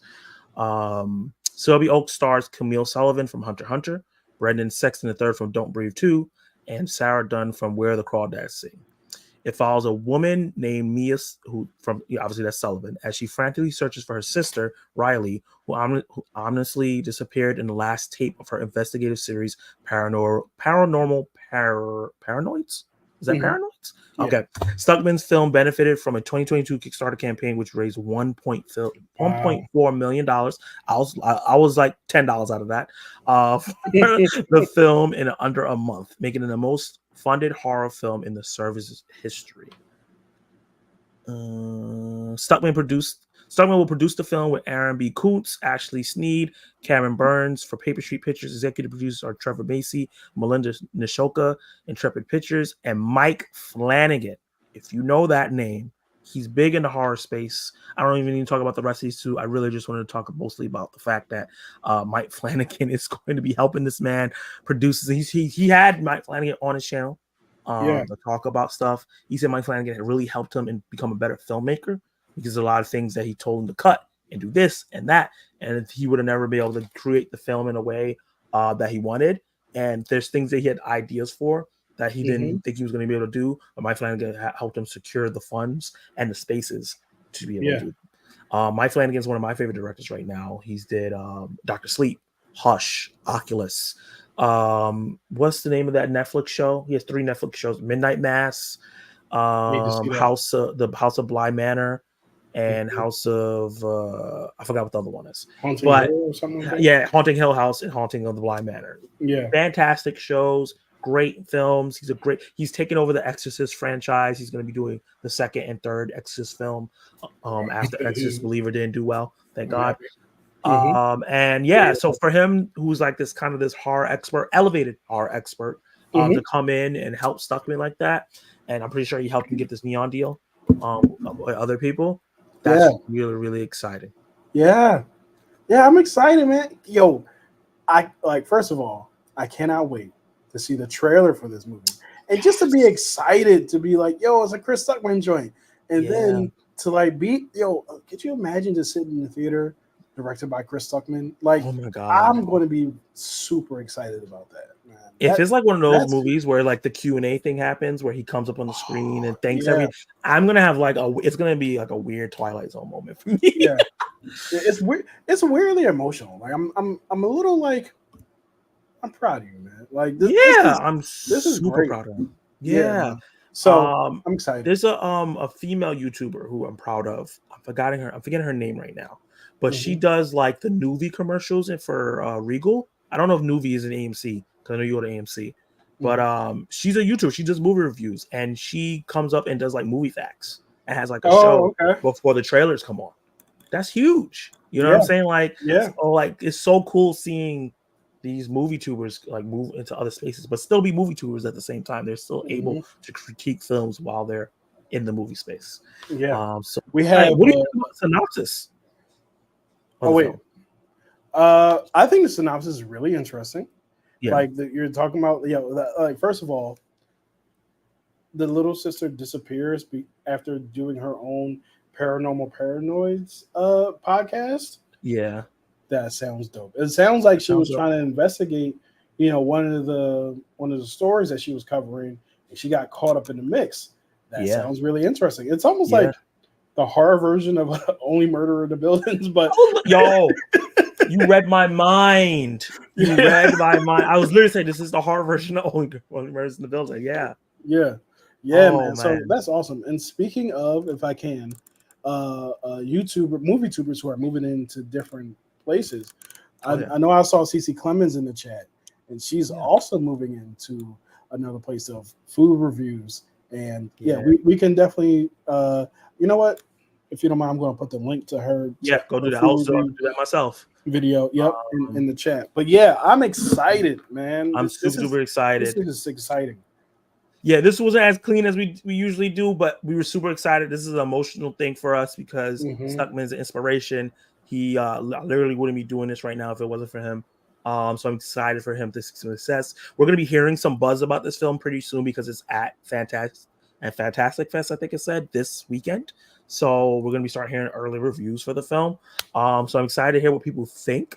I know there's a lot of people rooting against him because he's decided not to do negative reviews anymore. So I really want this movie to do well so he can spit in their face. But same. But also, they don't understand business. Like, you're not going to get on talking trash about everybody's film. That's just common sense. Just really common sense. But guys, let me know in the comments below what you guys think. Are you excited for Shelby Oaks to come out? Are you a Chris Stuckman fan? Do you think he can pull it off? And what do you think about Mike Flanagan and Neon? Neon's it's not some third-rate. Neon's huge. Coming on to help distribute the film. This is going to be at least in limited release in theaters, right? I don't care what is coming out the same day Shelby Oaks coming out. It could be Avengers 5. I'm going to check out Shelby Oaks. I'm 100%. Lying. I'm doing a double feature, but I'm gonna just take the day off. I feel like I would go see Shelby Oaks first, and then like end my night with the crescendo of Avengers 5. Yeah. You don't want to go into amazing epicness and then go into a small indie horror film. That's not gonna be great. Yeah, I'm not even gonna be able to think about what I'm in the indie film. Yeah, so I'm super excited about this. Let me know in the comments down below if you're watching this afterward. If you're live, let's keep chatting. Let's see what everyone has to say. Chris Stuckman was my very first YouTuber I ever followed. Nice. Makes sense. I really see Chris Stuckman. I really want to see Chris Stuckman's movie. I was just very disappointed. It's not playing here in Michigan. I started watching his videos where he did videos where he showed all the movies that he owns. Well, we don't know where it's going to be playing yet because it doesn't have a release date just yet. So it can be. I feel like Michigan is big enough to get it. Oh, for sure. Isn't he from like? He's from Minnesota. No, I think he's from Ohio. I think he's from Cleveland. Ohio, right? Yeah. Hey, CC, like he was saying in the chat, what's up? Appreciate you. Remember during the pandemic, he had an email set up, so if someone wanted to write him a letter, he would read it online and show his gratitude. I don't know if he ever got it or read it because he never replied back. Probably didn't get to do it, or maybe something happened, you know? Mm-hmm. He said, do it. Y'all over here. He said, smart plan. I appreciate you. Yep. What category should I label under? Is it currently under film and animation? You're talking about your review? I don't really ever. Do you do that? Do you label your reviews? And like the category thing? Yeah. Yeah, I set it all to film and entertainment, whichever, like film and animation. Yeah. I have been told that it does not matter, but yeah, I figured. I also I'm very much. I know it doesn't. I know you guys are saying it doesn't matter, but in the event that you guys make it matter one day, I'm just going to keep it what it's supposed to be. So you put what, entertainment, or you put film and animation? I put film and animation. Okay, I'll try it. I'm writing stuff too. Nice, Johnny Dome. Hey, that's what's up. What kind of subject matter are you writing on? Do you horror, action, drama? Let me know. I wonder how YouTube movie critics will react to the movie if it's bad. They gotta be honest. I'm gonna be honest. I'm gonna be sad. Yeah. I'm gonna be sad too. I open into my review going sad. Honestly, if it's very bad, I might pull a Chris Stuckman and just not review it. Oh, that's hilarious. I was like, I can't do it to him. I can't do it. I can't do it. I can't see it be. Obviously, it could be absolute garbage and he has no vision. But I can't see it being so bad that why would Neon hop on? Why would Mike Flanagan put their name on this? You know what I'm saying? Like, Neon has a level of like respect in the game, right? Like A24, it's up there. I think IFC, Neon, and A24 have like indie respect. I don't think attach the name to something that completely sucks ass, right? And he has, I mean, my understanding, he has zero cachet. Like in terms of like, we have a good reason to hire you to or buy your film, unless they believe it's good. So it could turn out to be bad, but I feel like they believe it's good. Yeah, I feel like he was in a room with the executive and they showed him the film and they're like, the ones that thrive on negativity will probably rip it to shreds. I'm looking forward to 100%. Yeah. I call them thumbnail warriors. They're definitely going to be doing that for sure. He said, "I'm geeked. Chris Stuckman is a goat." Facts. 100%. He said, "Nice." He said, "Hey, I appreciate you guys." Of course. Yeah. And here's the link to her food channel, CC Clemens 2.0. Yep. I currently have it listed why you're wrong about Pixar's Lightyear. Do you think I could get more views if I listed why everyone is wrong? Ooh, everyone is wrong. I think everyone would work better. Everyone's better. Wrong. Everyone's better. Okay, Johnny Dome wants to do suspense. That's interesting. Nice. I like suspense. We don't get a lot of suspense films, so they always go into horror. But I like a straight up suspense thriller. I like suspense as well. I used to say my favorite horror film was Don't Breathe, but I actually feel like that's more of a suspense movie. Yeah, I get the lines blurred a lot. Yeah, I feel like with Don't Breathe, it mixes kind of horror. I think there's jump scares and stuff in there. Mm-hmm. I'm getting good click-through rate, but I want that green check mark filled in. I feel you on that. I hear that. Yeah, like you said, I guess I should be patient. You got to be patient. You just put it out. Yeah, I've had things that I put out. Yep. Yeah. No, I was just saying, when you're a small tuber, you gotta be patient. Like, when I first put out my long legs review, I was like, "Oh, this is gonna flop." And it's not doing amazing, but it's steadily, I just clicked on it, steadily increasing, and the view duration is one of the highest I've ever had. So I'm really excited about that. Because I'm very proud of that review. I thought it was a great review I did. So I'm happy that people are enjoying it. Can't wait to see what Stuckman cooks up. First of all, welcome Sully Streams. Hey, what's up, How are you Sully? doing? I'm gonna be watching your favorite movie of the year, Bike Riders, this week. Nice. That should be fun. Okay, let's get into the next topic. This is gonna be one of I haven't done in a long time. If I can find the graphic, and that is, what are you doing? I don't know. I'm just excited. I was like, what is going on?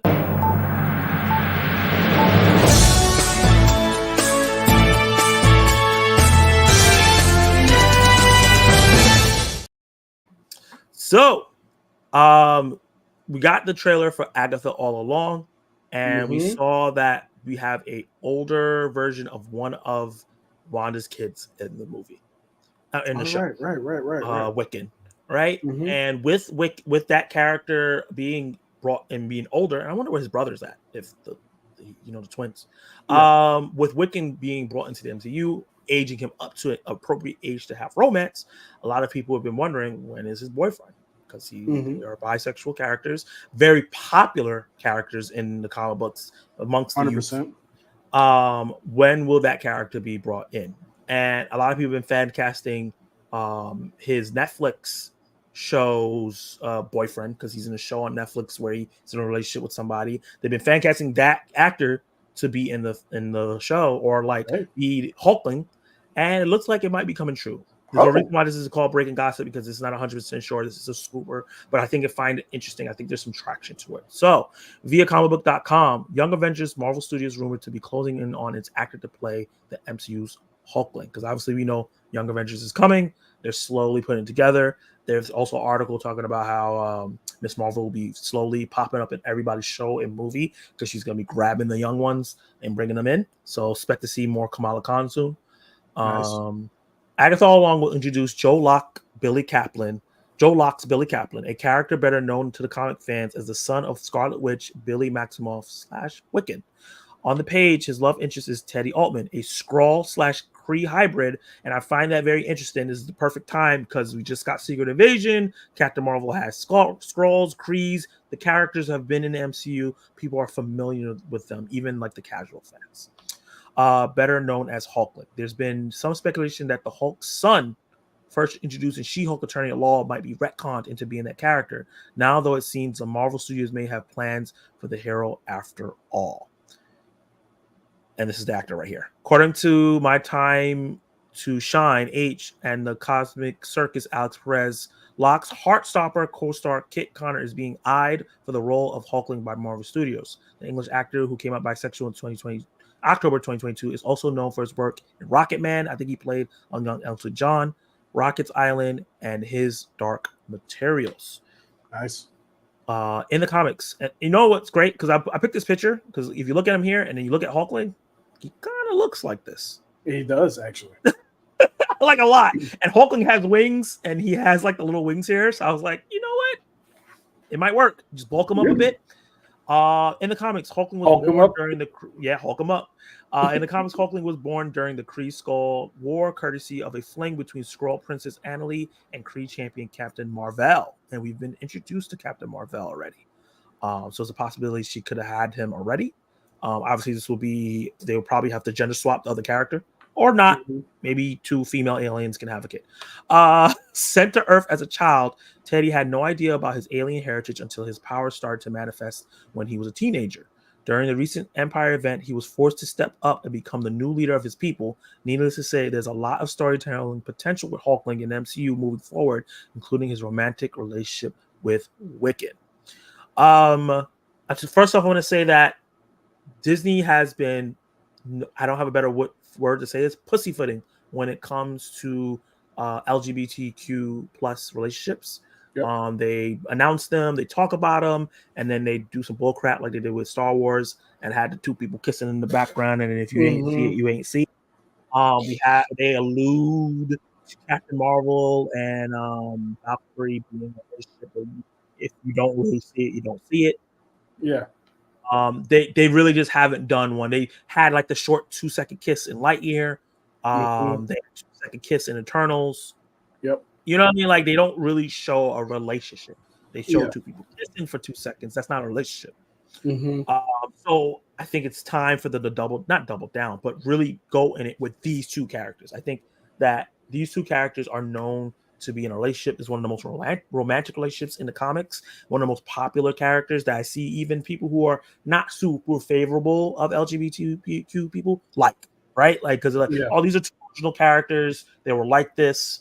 They didn't turn someone that I like into a different sexuality or whatever. And Mm-hmm. people have think of Wiccan and hulking. And I think they need to double down, and this can really bring a different element to the MCU in terms of relationship and explore that. But most important, hulking has a lot of story potential. Not only is his name hulking because he's inspired by the Hulk, right? Like that's why his name is like that. He looks similar, he has green skin, he walks up like the Hulk.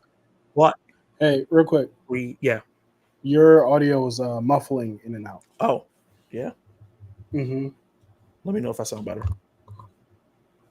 Do I sound better? Yeah. Okay. I'll let you know if it happens again. Okay. But I think with the Kree and the Skrull being in chaos right now, from what we've seen, him coming in and maybe being the new leader after a while, Yeah. and could be a really cool and big storyline, especially if they do it when he's young and he's like in over his head and a Wiccan has to go with him. There's a lot of cool things that they could do with him. But you hear this, you're someone that reads a little bit more comics than I do. What do you think about this potential casting and the character coming into the MCU? Interestingly enough, these are two characters who I'm also not very familiar with. Okay. I do like know about Wiccan Yeah. and his brother, whose name I cannot remember. Speed. Yeah, so I do know about them. I don't know anything about Hulkling because when you were reading the synopsis and said, yeah, he's half Kree, half Skrull, and his name is Hulkling, I'm like, how does that work? But as you like explained it, like it's an inspiration, that makes sense.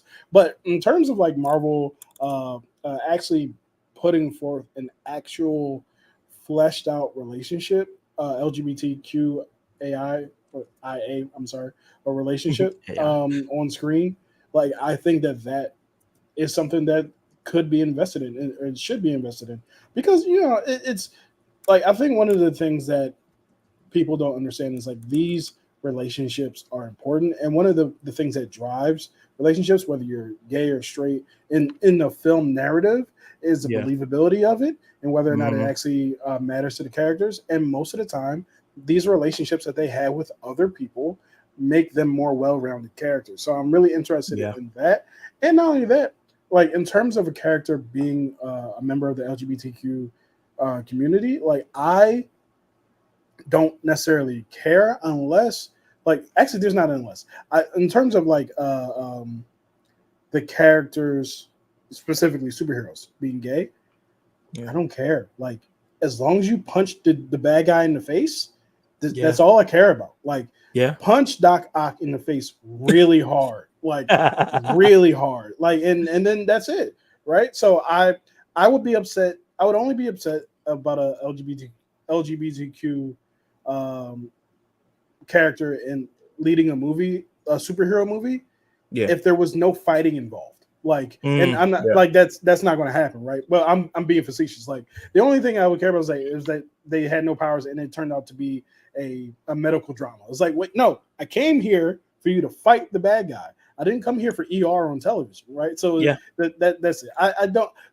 And long story short, I don't care. Punch the bad guy in the face. Kiss who you want to kiss. Sleep with who you want on screen, off screen, but preferably on screen. So these people who want that representation can have that, right? So punch Doc Ock in the face and be gay. Be gay, do crime, punch Doc Ock in the face. We all got it. You know what I mean? That's all I can. Yeah.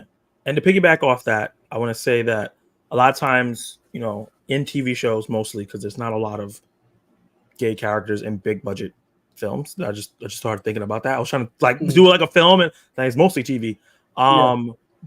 Writers, especially specifically straight writers, just make it all about them being gay, and that's like their whole existence. Right, and that's like a big thing in the CW, unfortunately. And I hope that it's just a part of these characters. They don't make it their whole thing, because like Superman is still a singular character, but his love with Lois is big, right? Like all the greatest superheroes have a love interest. I can't think of the top, like if you go to the top 10 superheroes, they all have a love interest. Whether you go Superman, Spider-Man, Batman, even he has Catwoman, and maybe sometimes other people, but he always has a love interest as well. Flash as Iris. You can go down the list. Yeah. So yes, let them be. And these are two singular superheroes that both have their own stories that are gonna, Right. cross, but they also have a relationship. So like, yeah, they can be in a relationship, even do Avengers together. We can have like a Thelma and Louise thing. The relationship that shouldn't happen. I'm a Skrull Kree, you're a human witch. We probably Right. shouldn't be together, but we're gonna do it. That's interesting.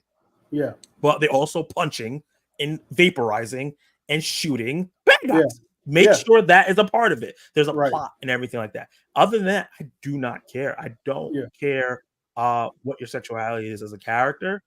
Only problem I have is when the writers make it only about that if they get that you're a character. Yeah. And also, one last thing is that I noticed that in a lot of shows I watch, they make gay characters do like the most raunchy things on screen sometimes. And like you'll see like the straight characters have these like, oh, romantic, da, da, da, and then they'll have they're having sex in the bathroom. Don't do that either, right? Like Yeah. make them have regular relationships. That's all I care about. But like I Right. said, these characters have great potential. Wiccan maybe not knowing who his mom is, because we're not 100% sure if he knows that Wanda's his mom. Is Wanda still alive and know that her son is adult and is still existing in the first place? There's a lot of questions around his character and where he comes from, and then Yeah. how they introduce Hulkling and how these two even cross paths. Is it Yeah. Dynasty? Is it Secret Wars? Why they end up coming together? Because maybe the Kree and Skrull are a big part or something like that. We'll see. But I'm really, really excited for these two characters to get in here and for me to learn more about them. Let me know in the comments down below how you guys feel about Hulkling and Wiccan coming into the MCU and the implications of them, they're Young Avengers, being part of the Young Avengers and what they can bring to that. And who else would you like to see from the Young Avengers to come in the MCU? We have a bunch of players in play already. If you're live, stay tuned. Remember that movie that we both watched earlier? Well, we didn't watch it together, but earlier this year called Good Grief, and it was just about a guy who his husband died in a car crash, and it was just about the grief of a human being losing someone who they loved. Yeah, and like it wasn't like, oh, he's gay, right? It was like he's like, it was very matter of fact. This is a gay man. He lost his, like, it wasn't even like announced like, hey, I'm gay. It was like, we just turned on the movie. It was about that couple. That's what it was. It didn't have to be this. I think that for all representation, I think what we would like to see is for it to not be a what I'm trying to say, like, not a celebration, but for it to not be such a novel thing when we appear on screen, right? Yeah. We are just here, a part of the fabric. We exist. That's it. And why does that need to be the subject? The subject should be, oh man, this dude's, like, his husband, like, died. Like, how is he going to deal with that, right? Her wife died. How's she going to deal with that? How, like, she's really hurting right now. And that's what we care about, the hurting human being, not like the human aspects. You know what I mean? So yeah, that's the human element, and that's what I love about movies and TV. Yeah, I think that's a really great example. That's the way you humanize these that community to people who don't understand or feel like they're other, because that movie is not about him being gay. It's about his husband dying, and also the stuff that he finds out about his husband after. Like, everyone can relate to that. Like, I'm a straight man, whatever, like that, but I can relate to that. I love someone, but they did something to me that's hurtful. How do I deal with that? That's what that movie's about. That good grief, like, so yeah, they need to approach it like what's his, I forgot what the actor name is that was he's in a lot of stuff. Dan Levy. Levy. He did a great job because he wrote the film. He did a great job of really, like, exploring that. So I think that was a really, really great example. Thank you for that. Absolutely. He said, I will listen to Sully review a Stuckman's movie. He said, my man. Oh, this is another rumor. I should have brought this up. I don't like the rumor Booster Gold actor. Hope he isn't. But if he is, hope he does better than I think. So the rumor is that Camille Nanjiani, I'm probably saying his name wrong, I apologize, is going to be Booster Gold and going to be Booster Gold in the television show. I personally think if you are not going to cast Glenn Powell or the guy who plays Cyclops and is also in Sonic, in Chris Masterson, something like that. One of these, Camille, if you're gonna do a different race, Camille is perfect. Yeah. He is Booster Gold. Yeah, very much so. When they like put the picture of them side by side, I was like, the only difference is his skin is darker. Yeah. Literally, that's it. Once you put him in the costume, you shave his beard, and he could bulk up because he did it for Eternals. He did. I think he can be perfect. I think he has the comedic timing. I think he has the charm. I've seen him play assholes before. Mm-hmm. So it's not like he's like, sometimes you see an actor and it's like, I can't believe you being an asshole because you just look like a good guy. Right. I've seen him do it. So just Ghostbusters, he was an asshole in that. Yeah, he was. But he was still likable. Yeah. So I personally think if this is true, which I don't think so, because James Gunn said, I'm not casting until script is done. And I don't think Booster Gold show script is not done at all. So this might be people stretching for straws because there's no news out. Like you saw how I've been like trying to pull anything I can. So I don't think this is true. Maybe they talked to him about it and somebody overheard and it became a whole big thing. Yeah. Maybe ask him, hey, if I do this, would you be interested in it? Because that happens all the time in Hollywood. Mm-hmm. Like, I'm not saying I'm going to cast you, but if I'm going to write this and I'm going to keep you in mind. Right. That's probably happen. Yeah, I don't mind that at all. You know what I mean? Like, I don't like Booster Gold as a character in the first place. I know. So I don't really care what they do with the character. Well, let me not say that. I don't care, like, if I'm going to go watch it, which I am, because I'm probably going to watch all this stuff, I hope that it's good, right? I hope it changes my mind about Booster Gold. But as far as who plays Booster Gold, it matters to me not. As long as it's the right person that they wanted to cast for the job and that person does a good job. Yeah, just capture the soul of the character. Yeah. So, I saw what they did with Scar without watching the episode. They butchered him. I agree. Yeah, he was awful. He was awful. And he looked awful. I'm a She-Hulk apologist, and I cannot defend that at all. I saw it. I was like, what the just don't put him in the movie. Like, just make Hulk come back and go, oh, I have a kid. And then end it. And don't show him. Right.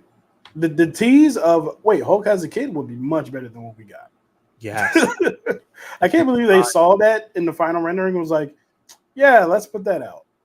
And like, who's the actors that the doc's on? Because they made you look terrible, dude. I have a feeling they didn't cast somebody yet, but they wrote this in and they just made a CGI monstrosity.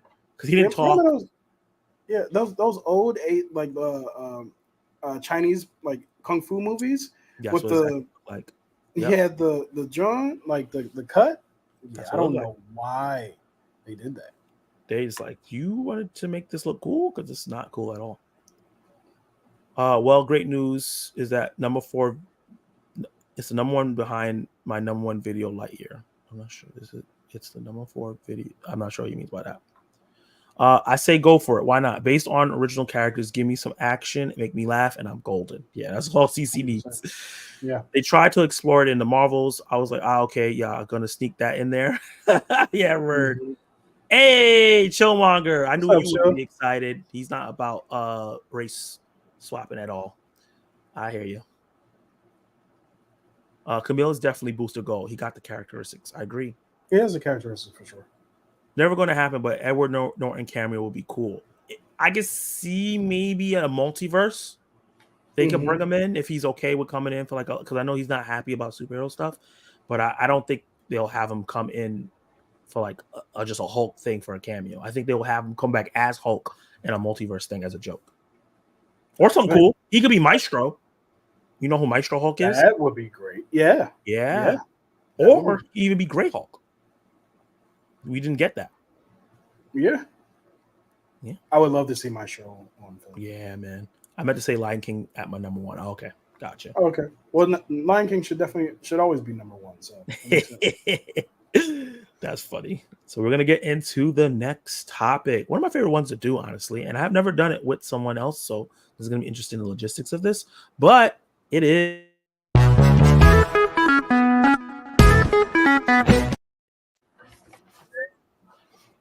Sorry, that music is awesome.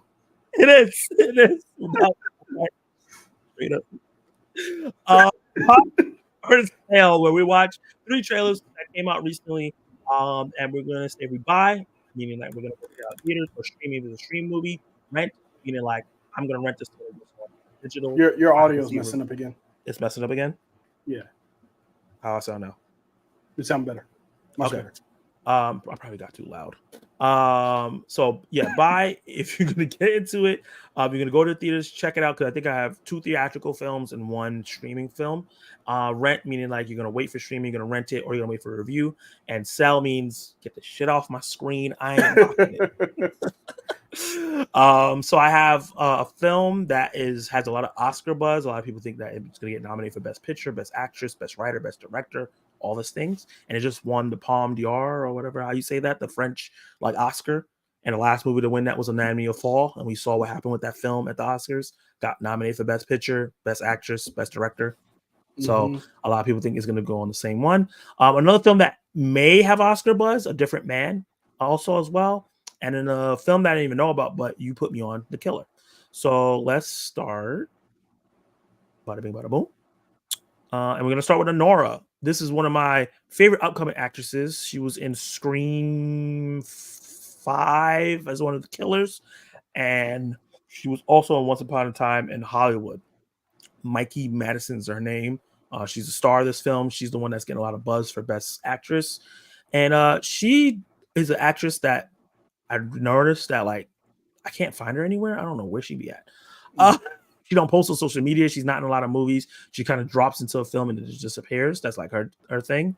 So let's see what we got. It's 2 minutes and 36 seconds.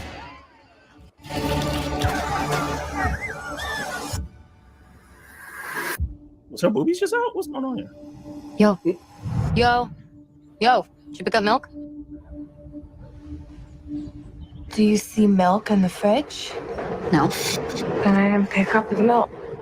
Wonderful. Thank you. Ask. Dumbass question.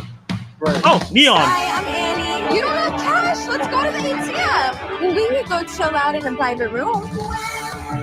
Oh, she's a social butterfly. I got a kid who wants someone who speaks Russian. My Russian is terrible. I can't even roll my R's. No. I can't even roll my R. It's crazy. Я просто хотел тебе предложить. Ты хочешь быть эксклюзивно со мной? 15. Cash up front. Oh, shit. Deal. That's it? 15? Deal. 15 what? 1,000? 100? If I get married to an American, I wouldn't have to go back to Russia. Okay. Oh. So who should marry? And do you, Honora, take this handsome gentleman to be your Да я был с ним 2 недели назад буквально. Он не женат. Well, you did tell them, right? Иванжан, открой дверь, пожалуйста. Vanya, should I call 911? Ты женился на какой-то проститутке? You married no. What? Это она? Oh, no. Иван! You with the mob? Was she not Actually, Russian? wouldn't Did you make get all of this? I am telling you, you do not know this guy. Vanya? It's a fraud marriage, and we're getting in an old fraud marriage? SAP. This is like this about to be bad. Nice Yeah, dog. it looks like you'll go crazy. Vanya, be a man and talk to me. Don't show too much. Oh, crime. What is that? Is that a butterfly? Yeah, it's a butterfly. You're so classy. I know. I got dollar signs like a real hoe. He's actually killing me. Sean Baker. Okay. Yeah. Okay. Human beings. I'm interested. Yeah, I'm interested. If I didn't hear about the buzz, this would probably be a rent for me. But Okay. because I know that this is probably not showing the real flow and the emotional core of the film, is like more of a fun look at this, and it's probably Right. going to be a little darker towards the middle and ending parts. This is going to be a buy for me. I'm definitely going to check it out. Everyone knows I do my Oscar coverage towards the end of the year when the Oscar stuff comes up. I definitely got to check this out. Sing Sing and things like that. But just based off this trailer, it looks interesting. It does. It looks fun. And we've seen stories like this where like a girl who's kind of like hustling gets in with somebody, doesn't realize who they are, and then gets in trouble. And it seems like it's doing that, but like in a tongue-in-cheek and fun manner. What do you think? For me, it's a rent. Like, I'm definitely interested in this film, but to me, it's as I would like. Am I okay that kind of thing where it's like, okay, this is a small story, very interesting story, but I could see myself sitting at home watching this and enjoying this. It doesn't feel like I need to go to the theater and see this. You know what I mean? Yeah. But I am so interested in it. I definitely want to see it. Yeah, I definitely want to see more. There's probably reviews out for it now since it's been on the festival circuit. But I want to see more reviews towards like release and see what people are saying about it. But I'm definitely interested in this. I'll say that the colors, like the cinematography, looks really good for a small film like this. Yeah. And the music that they chose was cool. And the accents are funny. You can see that it's not going to take itself super seriously, and I'm down for that. If you watch, say it. Go ahead. I was going to say, yeah. If it comes out during a week where nothing else is really out, I could definitely see myself going to the theater. Or if this is like one other thing and this is out, I can see myself double dipping that weekend and going to the theater to see it. I agree. That's exactly what I would do. If it's not like too many big things coming out at the same time, I'll double dip on this. Yeah. Guys, if you're watching this afterwards, let me know in the comments down below. How do you guys feel about Honora? And I've just thought, was that her name? I'm not sure. I think so. I remember.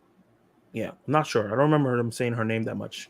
But yeah, let me know in the comments down below what you feel. And if you're live, let me know if you're going to buy, rent, or sell this trailer. Let's see what they got to say.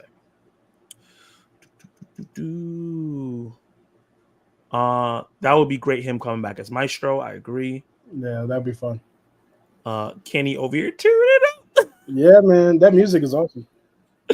You said, yo, yo, yo. Yep. This will be funny DC/Wildstorm as a Hulk-like character named Maul. Edward Norton could be him. Oh, the DC Wildstorm character Maul. Yeah. I just don't think he's going to do any more comic book stuff. I think Edward Norton, he had that one experience and he hated it. 80s Kid said it's a pass. He said it looks inappropriate for me. Okay, yeah, that's fair. CC said rent. Have you seen said rent? Sell. Hollywood is on some propaganda against Russia. Interesting. Well, they always are. The Russians are always bad guys. Taylor's what it's time. Yeah. Rent. He said, I can see Kenny double dipping and seeing this and falling asleep. Oh, both flags. Hey. We gotta. I did this one time, a couple times, but like I've done. Well, I've seen movies. I've seen a lot of movies. I gotta give him one applause. The stuff, T. I've seen 61 movies this year. I only fell asleep in like 5. That's 5 too many, sir. Oh man, so let's get to the next trailer. This is going to be A Different Man, a new A24 film. These they drop movies like every week. Yes, it's hard to keep up. But yeah, this one is starring Sebastian Stan. This one's been gestating for a little while. He has 2 movies that's supposed to be releasing for a while. The one where he plays Donald Trump, and then this one. I'm very, very interested to see how this one goes, because I know there was some controversy when they were doing interviews for this. Someone was addressing the person with the disability in a way. He had to defend them. So I'm interested to see what it's actually about, because that's the only thing I knew about the film. Sebastian had to defend the gentleman with the disability? Yeah, with a disability, yeah. Why would you go up against the Winter Soldier's friend? What's wrong with you? You know? But let's see what A24 got for us. Anytime it's A24, I'm hyped. Same. Hey, man. I know you. Do you? What's your name? Edward? Do you work for Facebook? No, but I get this a lot. Oh, hey, neighbor. People can be cruel, I imagine. All unhappiness in life comes from not accepting what is. You know what I'm talking about? Lady Gaga. Oh my God! Didn't expect all that. This drug seems to have the potential to actually heal you. The implications are life-changing. Oh wow! Face fallen off and clumps. I'm sure it only looks like clumps to you. Perhaps any potential risk Wait, is worth the reward. It is the Sebastian Stan. Look at this! This piece of man candy. Can I believe my eyes? Edward, who didn't remember me? Oswald. Hi. Oh wait, That guy's amazing. How do you know about him? Who is he? He's leading a double life. I'm getting this feeling I've messed things up for you. You know how we idealize people when we're in love? So I'm the idolized version of Oswald? It's kind of brilliant seeing you who looks like you, but you're not yourself. Oh wow. Let's just all start being honest with ourselves, old friend.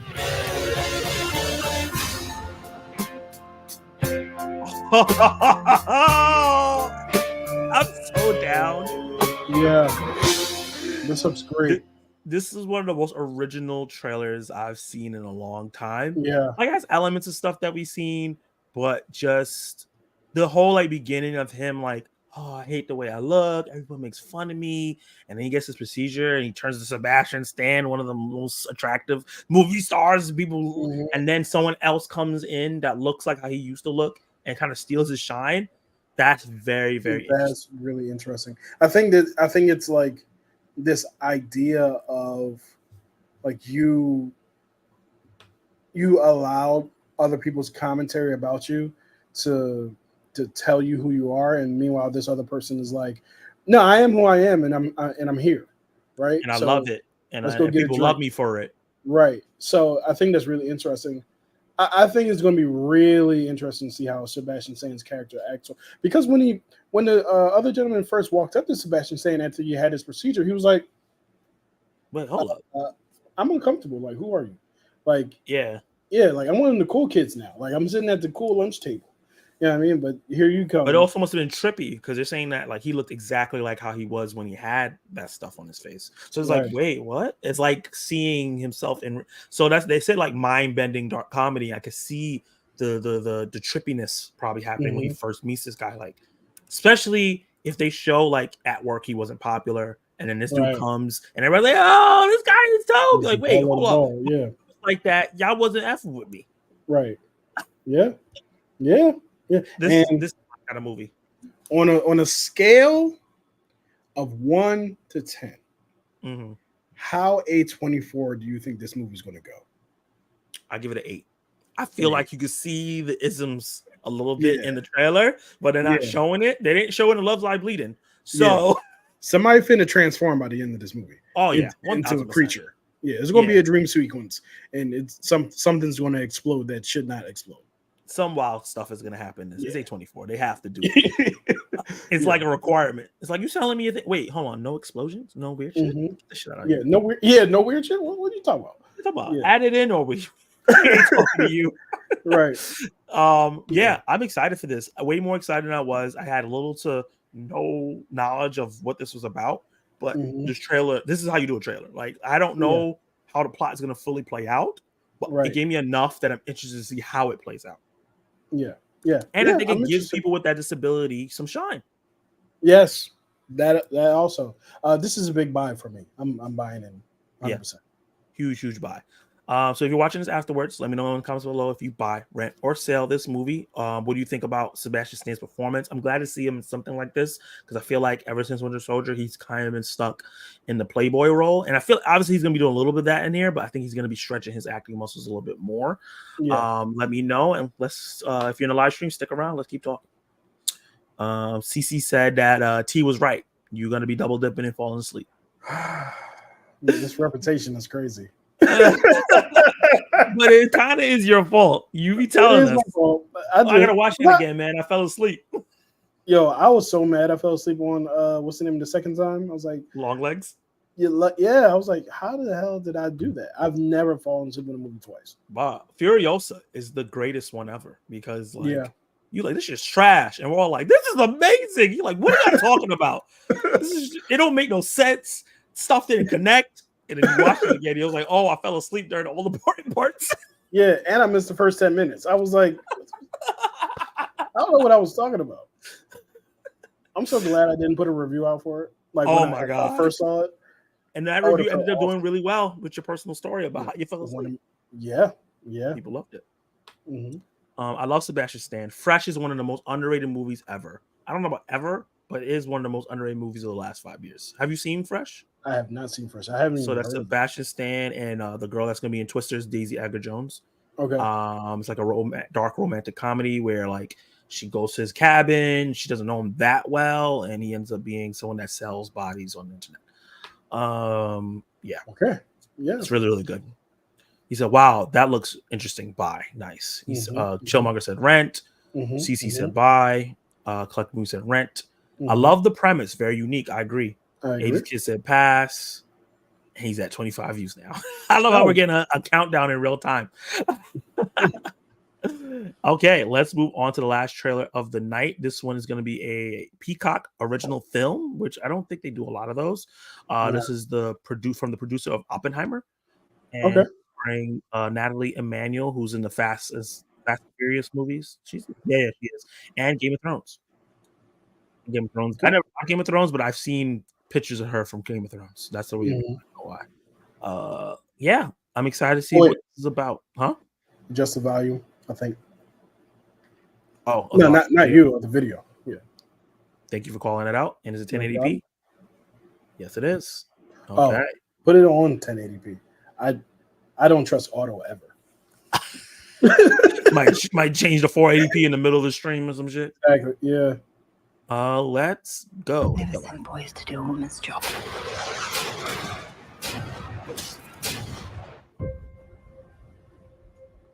Some of the boys think you are a legend. What did they say? Your audio was off. Or was off. They say you were the queen of the dead.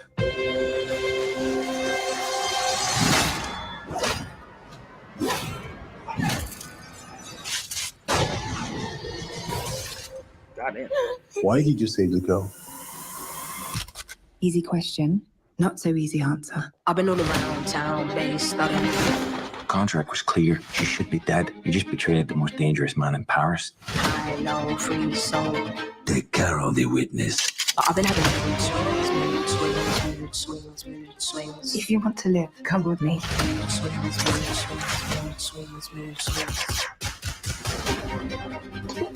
So you're a good cop then? Very. And you are an assassin? That's the guy from. Are you trying to do something good for a change? They're really good Netflix. Yeah. And I'm always good at what I do. What's that movie we just watched? Send every killer in the city after you. Yeah. Never send boys This to looks do a great. woman's job.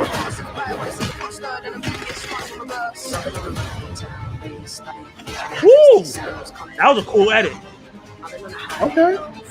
Doing a little bit of Matrix. Yeah. Little Mission Impossible.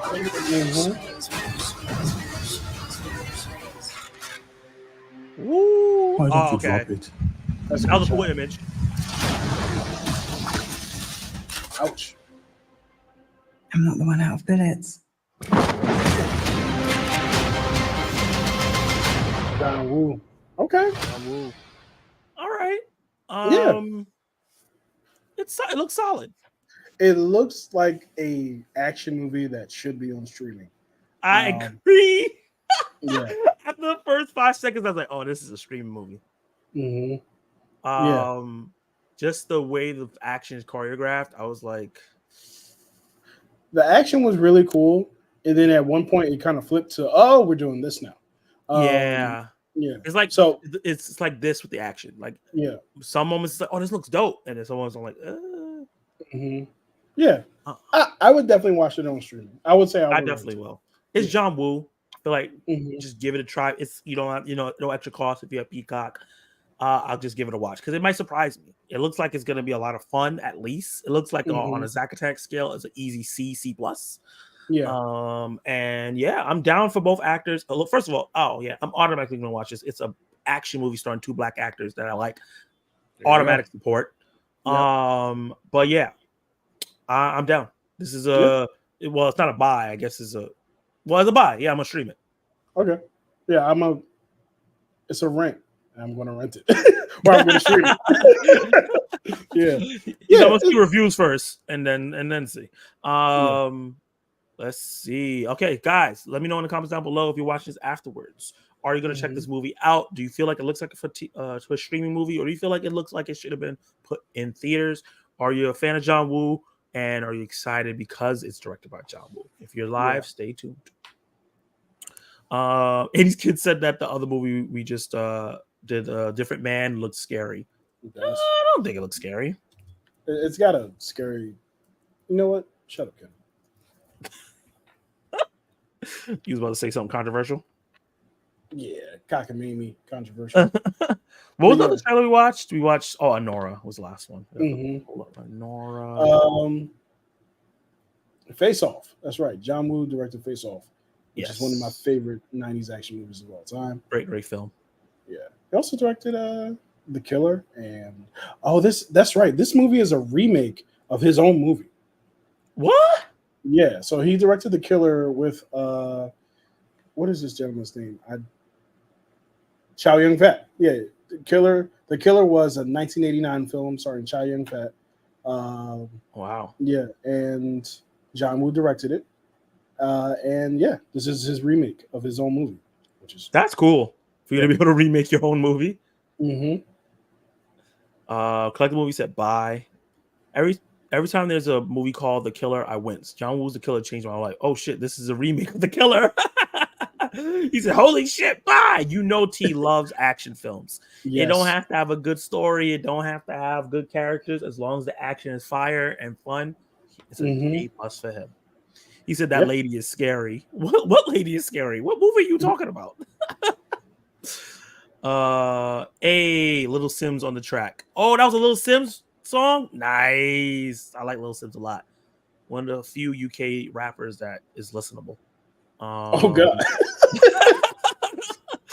The Killer is one of the greatest action movies ever made. I've never seen it before, so I can't agree. I have not seen it either, so that's something I'm going to need to. You might have to do like a watch it before this one comes out. See, it's got a 95% on Rotten Tomatoes. Okay. Yeah. He says, CC said, "Abide. Don't need to see the rest." Damn, she's in it. Never send a boy to do a woman's job. They can't help themselves. Well, in action movies starring men, they say that same thing. Don't send a boy to do a man's job. So I don't see what the problem with that is. Agreed.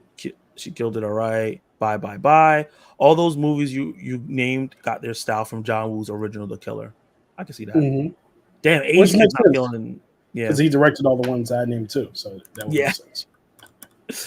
80s kids from 90s is not feeling any of the movies we watch. He said pass on everything. He said, I agree with Kenny, definitely given streaming. I was referring to the last one looking scary. Okay.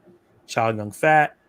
He said, I like it when I saw the Universal logo. I hate it when the owner of the streamer uses the other company and make it their original. Universal owns Peacock. This is true. Yeah, that's their streaming service. Okay. Let's get in to we got two more topics. You good? Mm-hmm. You I'm good. on? You feeling? I'm out here. I'm in these streets. You in these streets? Yep. Okay. We're gonna never be been more gangster in my life. We're gonna be doing this. I might need to turn that down. I was thinking that while I was going, I was like, man, that's tough. Your mic was messing up a little bit too. Again, what is going on? Please don't mess up me. You know, it dropped the other day, and I almost freaking died. And you know what? I wonder if it's on the wrong setting. I'll figure it out next time. I'm not doing it on stream. I sound fine right now. Yeah, you sound good. Okay. All right. So we're gonna be doing an attack of the box office where I break down this weekend's box office. I never did it with a guest before. This is gonna be fun. So first we're gonna talk about the number one movie of the weekend once again. And this is Kenny Sparks' favorite franchise. Despicable Me 4, number one for the second weekend in a row, pulled in an amazing $43.60 million in the second weekend. Most movies would like to do that in their total run. It's a lot of money. It only had a 41% drop, showing that it's having legs. And the reason why I have it saying that is over Despicable Me 2 and 3, because those movies dropped bigger in their second weekends, showing that like this has a good word of mouth. People are going to go check it out. And the film has done a total of $210 million domestic and $434 million worldwide. And the movie cost $100 million to make. So that's great. Even if the marketing was $100 million, they're already starting to make money already. And I don't think this is even going to slow down when Twisters comes out. Honestly, I could see this. This is probably, I don't think this is going to beat Twisters. I think Twisters, there's predicting it to be $100 million this weekend. Mm-hmm. But If Twisters definitely underperforms somehow, Gru could be number one for the third weekend. But what the main narrative I'm getting from this, we're gonna get more Minions and Despicable Me films, right? Like they announced literally the weekend after Minions 3 is coming in 2025, as you see at the bottom there. And we're probably gonna get Despicable Me 5 in 2026. These movies just make money, they print paper, the kids love them. This got A- cinema score, so Yep. I think that they have to be careful with the direction because all the other ones got A cinema scores or A pluses.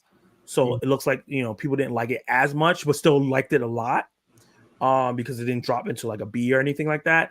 So I think that what they have to do here in terms of the project is like maybe change the writer or rein in the writer a little bit or figure out a story that will bring the quality back up so people feel about it how they feel about the other ones. But you see these numbers, you see that Minions 3 is announced. What do you think about this, Kenny?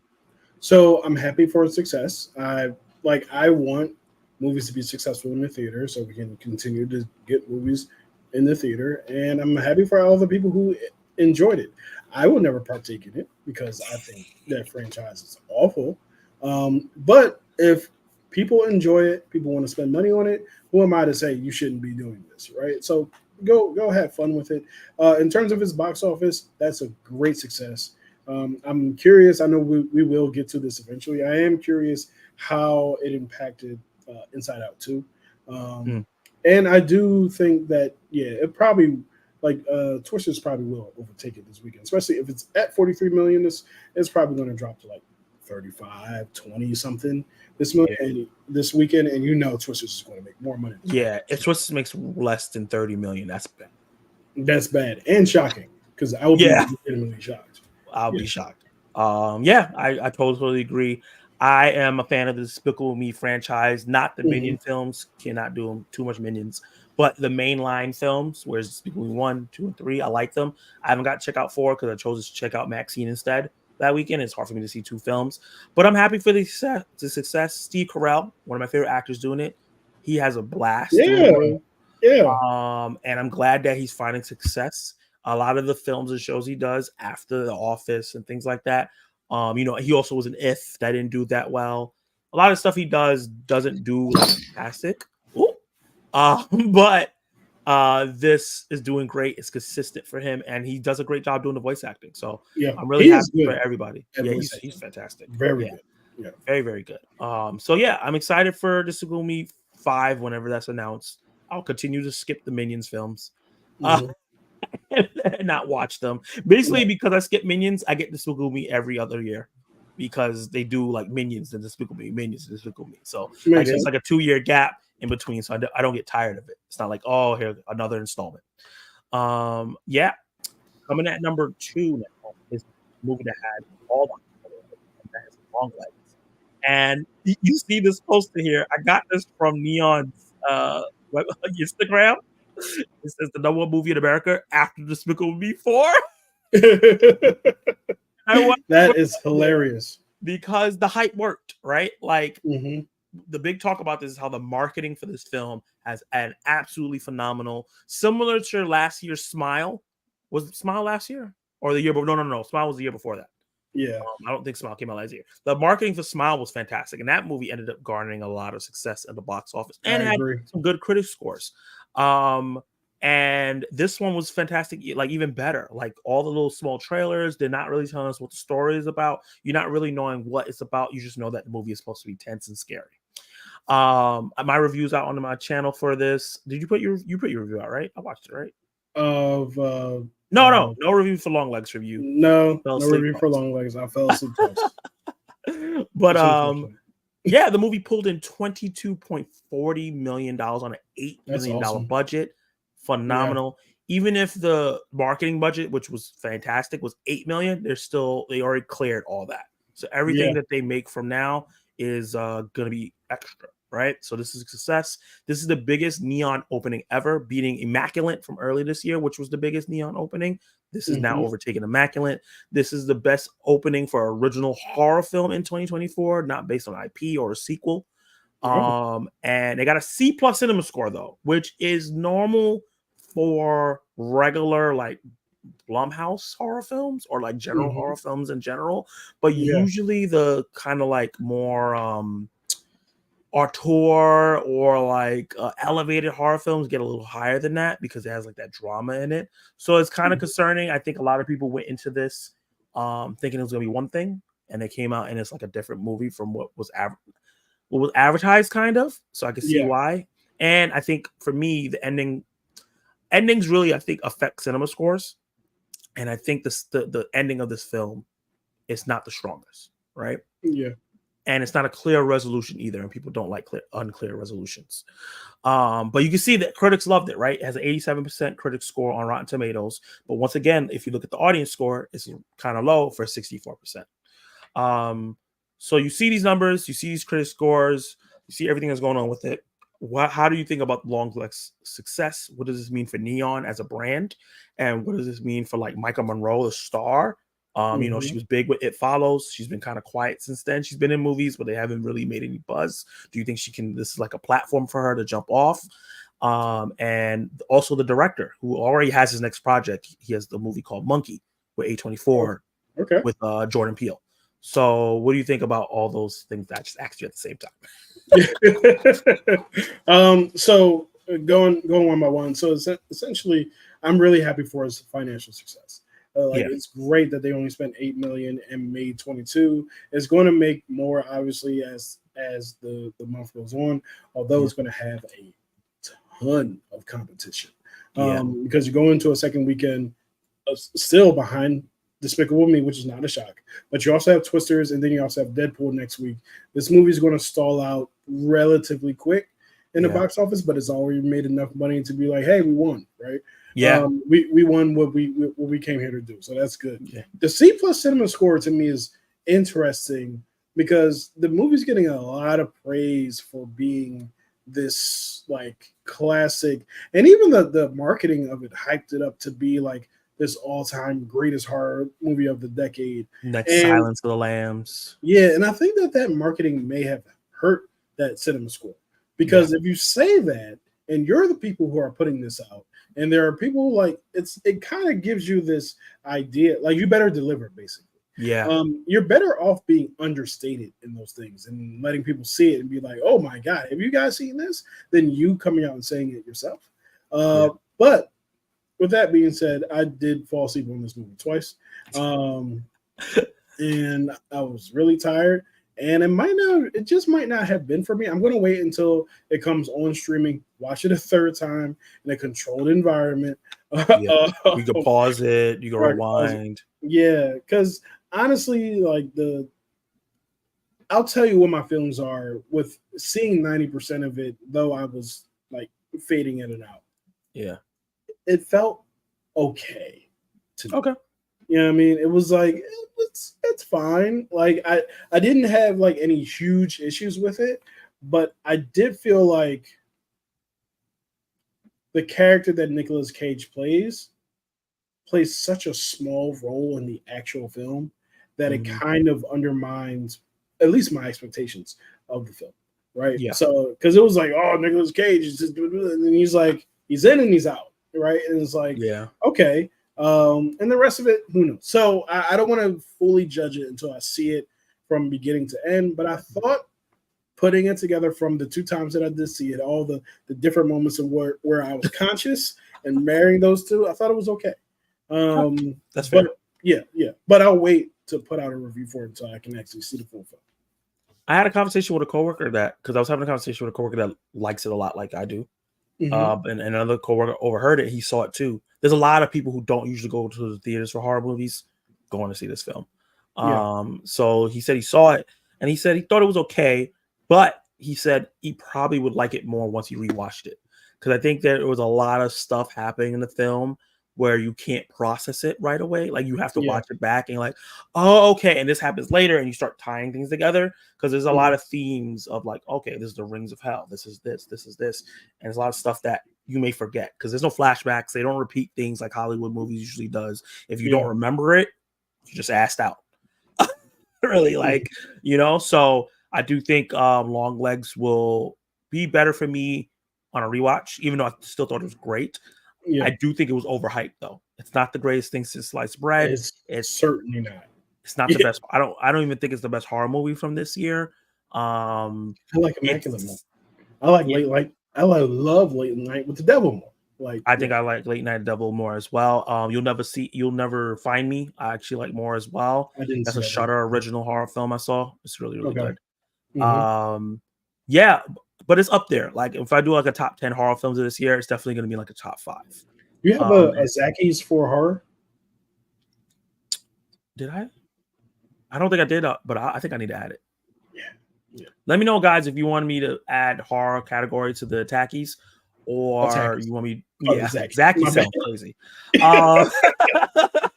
Or you guys rather a top 10 list for the horror films at the end of the year? Let me know in the comments. But yeah, I think that the movie, while the marketing might have hurt the audience score, the marketing helped the box office, because that's true. If they didn't hype this up, it wouldn't get this 22 million. Like it wouldn't. It might have not made the money it need to cover itself. But so it's like a catch-22.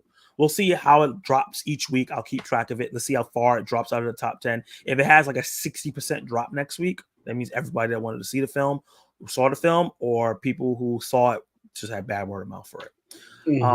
Let's get into the rest of the top 10. So, you were talking about Inside Out 2. I think I have these wrong. Hold on. Yeah, because it's 1, 2. Why do I have that as 2? My bad. So it's probably number 3 was Inside Out 2. It had a 31.6% drop. That's really good for a third, fourth, fifth weekend, meaning that people are still going to see it. It hasn't lost IMAX screen, so it's still making a lot of money. And it's the highest grossing Pixar film of all time now. That's amazing. Quiet Place day 1, obviously it's number 4. I apologize. I don't know what the heck happened when I was doing this. It had a 47% drop. That's a little high. I think that the word of mouth for this has been very, very mixed. And I think that a lot of people are like, I think a lot of people heard that the reason why Lupita's character is traveling through this chaos and are not feeling it. That's interesting, because that's one of the most interesting parts of the movie. Me too. To me at least. A lot of people are not taking in full context of like the severity of her situation. I think when you think that, like, if she was healthy like me and you, it doesn't make any sense. I would be mad. Exactly. Right? Yeah. But knowing what she's going through, I don't want to spoil it. To me, it made sense. Like, okay, yeah, like I'll probably be like, okay, I'm gonna do that too. Going to get a slice of pizza, like pizza. At the one that me and my dad went to. Right. Yeah. Number 5. This is the debut for Fly Me to the Moon. I've heard mixed reviews about this as well. I haven't heard anyone say it was bad, but I either heard it was okay or it was really, really good. Apple, right? This is an Apple film. They've been putting out a lot of films. They've all flopped because they've been putting these $200 million films out and they do not make the money back. This is another one. This is $100 million. So they spent a little less, but it doesn't look like Scarlett Johansson and Channing Tatum.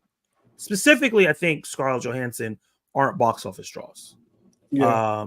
The reason why I said what you said. Also, not a great marketing campaign. No, the marketing campaign wasn't fantastic. It didn't like made me go, I want to go to the theater to see this. But I'll say the reason why I said mostly on Scarlett Johansson is because Channing Tatum had a comedy action film with Sandra Bullock, and that movie made a lot of money. Okay. So it kind of, I feel like it's more on her. If he does another one with a different girl and it flops, then maybe it's him and he just got lucky with Sandra Bullock. Yeah. Bad Boys Gotta Die, 33% drop, really strong for a movie that's been out for a couple weeks, basically a month at this point. People are still going to go check it out. Probably one of the most fun movies of the year. And therefore we're definitely getting another one. Definitely. Horizon American Saga Chapter 1. This is probably the biggest flop of the year. Absolutely. My man spent 100 bands on this thing. 100 bands. I think it's 50 million for this one, 50 million for the second one. The movie made $11 million the first weekend. It was the number 3rd film, is now number 6, and I think it dropped 60%. That's not good. It's safe to say he won't be getting his 3 and 4. He's not getting his second one. They pulled that shit off the slate. So that's right. He's not even getting the second one. Yeah, Chapter 1 is done. I feel bad for him a little bit because he mortgaged his house. He put up a lot of money for this. But unfortunately, this is not a film. I think the marketing wasn't great to me. It turned me off. I don't remember seeing the trailer. To be honest. You don't remember seeing the trailer? I saw the trailer like a couple times when I went to the movies, but the Okay. main thing was like it's 3 hours. Like Hell no. Kevin Costner, you're not Martin Scorsese. You're not a 3-hour man. Yeah. You're not You're not. I'm gonna say Oppenheimer. You're not Christopher Nolan. You're not one of those Right. guys. Speaking of dropping 60%, Maxine 69% is Sheesh. nuts. Let's cut this. Let's talk about that real quick. Because this is the second week, right? Yeah. Wow. Wow. Yeah. Talk about how you feel about that. Like it dropping 69% in its second week. That's like alarming. That is crazy. And like this was one of probably the most anticipated horror movies, at least for if you can call it a horror movie, for like the rest of the year. And like it's like 69% is absolutely insane, especially when you're going up against Long Legs, essentially, right? Isn't that the only thing other horror people? Yeah, you think other horror people will be like, "Oh, I saw Long Legs. I'll see Maxine." Well, even like people who would wait to see like a double feature. I'm going to go see Long Legs and Maxine this weekend. Like you would think that it would be part of that. I am shocked that it dropped 69%, but also it didn't get the best reviews. Definitely didn't get the best review for me. I know there are people who definitely love it. It's somebody's favorite movie, as I like to say, but it's definitely not mine, and it wasn't a lot of people. So I don't know. When people came out and said this is not nearly as good as Pearl or X, then I think that might have killed the movie's momentum. I think I heard it a lot because X, I think, like did well, but I think the talk around it kind of built it up, and that went into Pearl, and that built it up, and everybody's like, okay, and everybody caught it later, and like so everybody was hyped for Maxine because you say horror movies. I think this is one of the most anticipated movies, period. Like the way the talk around this movie was, and the trailers and everything. I think the Maxine trailer was one of the most viewed A24 trailers of all time. So like people were really excited about this, and for me, I liked it more than you did, but I was let down. Right at the same time, it's not a great film to me. Right? Yeah. I don't think it's a streaming film. There's a cinematic quality to the film. The filmmaking. It looks good. It looks great. It looks great. The acting is great, but the story is, I think, where the problem is. And like, you can be flashy, but I don't think it will bring people back if your story is not great. I think it was either you, but I believe it was TJ who said the ending, it just turned into an episode of Scooby-Doo. It just got sillier. You said that. Yeah, it just got sillier and sillier as the ending progressed. And I was at like, wait, we're doing this? Like, what are we doing here? So yeah, and a lot of people are like, oh yeah, because 80s movies would do that. They'll just go off the rails and get silly at the end. And I was like, yeah, I hear you, but I wasn't prepped for that. And but not the good ones. Yeah. True.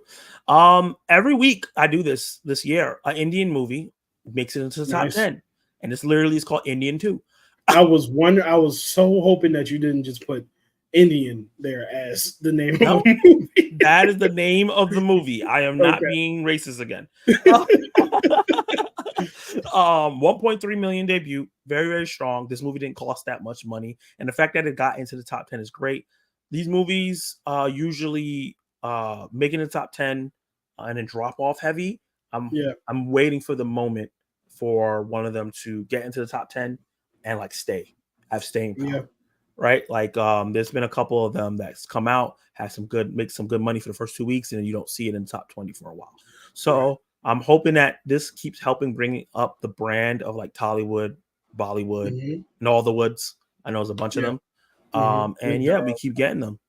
And then it's not the Lion King. Lion King ended up being 11th, but 10 and 11 is The Sound of Hope, which dropped heavy because it debuted at number 3. Now it's 9. So I guess people are like, yeah, I'm done with this. And the title's so long it came off the screen. I couldn't even fit it in the thing. And the Lion King 30th anniversary, number 11, 1 million. People went to go see Lion King theaters. Yeah, all this. I wish I was one of those people. I was just really tired. I planned on seeing it, but I just couldn't see it. I've never. Well, that's not true. The first movie my mom ever took me to was The Lion King, so I guess I did see it in theaters, but I've never seen it in theaters. So I'm going to look to see if it's still in theaters. I almost feel like I need to go see it for a cleanse of just positivity in my life. Yeah, man. I might just put Everything it everywhere all at once Matter of goes fact, out in theaters. physical media. This is like one of the only physical media things I own. Lion King. I just As you happen to should. have it here. Yeah. That's hilarious. There will be something Lion King around on Kenny's stream at all times. Yep. Simba will be there forever now. Oh yeah, you finished it finally. Looks dope. Yeah. Thank you. And he says, I'm really hyped. I need to see that movie yesterday.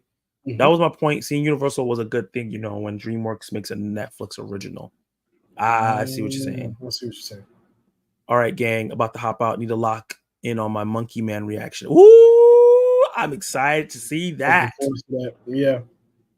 My kids really enjoyed Despicable Me 4. Yeah, man, the That's kids love awesome. it. He's booing something. This has legs to make it to 550, 600. Yeah. It does. I agree. I'm so tired of the Minions. Just like I got tired with the franchise after the third film. I feel you. Wait until Despicable Me 10. But you definitely getting 10 of these bad boys. This is gonna be the new Fast and Furious. By the time, that's funny. They both. By the time DM10 comes out, my kids will be in college, and we still gonna go see them. Hey, It's a family tradition. traditions. You Yeah. know? I enjoyed Long Legs, but I definitely will not be getting the 4K because I had a dream about the movie after seeing it that night. Oh yeah, I can see that. It's a little haunting. It sat on me for a little bit. Yeah. Yeah, me and my mom thought it was gonna be like Silence of the Lambs, and there was nothing close to it. In spirit. Mhm. You know, a female FBI agent chasing her like an omnipresent, omnipotent serial killer. It's similar. I see that. But it's I've not heard the people same. say that they thought it was going to be like Silence of the Lambs. Yeah. But the marketing always said like the best since Silence of the Lambs. It didn't say like Silence of the Lambs. Did they say it was the best since Silence of the Lambs? Best serial killer movie since Silence of the Lambs. That's what they said. Have they lost their mind? Like, even if, like, before seeing the movie, I would have said that you are setting yourself up for failure. Yeah. No matter how good it is or might have been. Yeah, that's crazy. Yeah. Only gave it 3.5 stars on our letterbox. 3.5 stars not bad. I didn't rate it on Letterboxd. I don't feel like I should until I see it.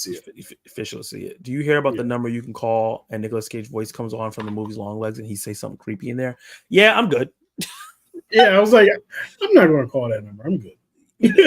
Don't summon nothing in your house, right? Don't summon nothing in your house. Q Reviews. What's up, man? Welcome to the live stream. First time I've seen you. Long Legs is boring, fam. That's fair. If you think it's boring, that's totally fair. I didn't think it was boring. I was engaged the whole movie until towards the end where I was like, that's it. Yeah, me and Mama saw the movie. Mom did not like it at all. She thought it was okay. That's fair. Okay. The more Katie talks about this movie, the more I don't think I want to see it, even in a controlled environment. Just turned them off. Late Night with the Devil all day. Great movie. Absolutely. Fantastic movie. I saw the 4K sold out already on Amazon and pre-order just went up a few days ago. Damn, for Long Legs? Yeah, damn. No, because I don't really care. I don't really care for horror like that. There's a certain movies I watch that are horror. That's fair. I don't watch every horror movie, so you know. Yeah. Hey, Obi Thor Alliance, what's up, man? How are you doing? What's up, Obi? He said, "What are your opinions about the new Captain America movie from the trailer? Go watch our trailer reactions." Got a full opinion there. Yep. I'm looking forward to Mufasa. Really? Same. First person I ever said. Oh, you too? I think I just said that like as a reflex. I'm about to say I'm shocked. No, I'm like, after I said it, I was like, am I though? I know I gotta go see it because it's the link. Yeah. Right. But I'm not, man. This is one I wish was just animated. Yeah. You know, but I feel you. We'll see. Don't ruin my Christmas. That's all I gotta say. And to finish up Attack at the Box Office, let's look into iTunes top 10. These are the movies that are doing well. During rental, Kingdom of the Planet of the Apes continue to do well. We're definitely getting that sequel.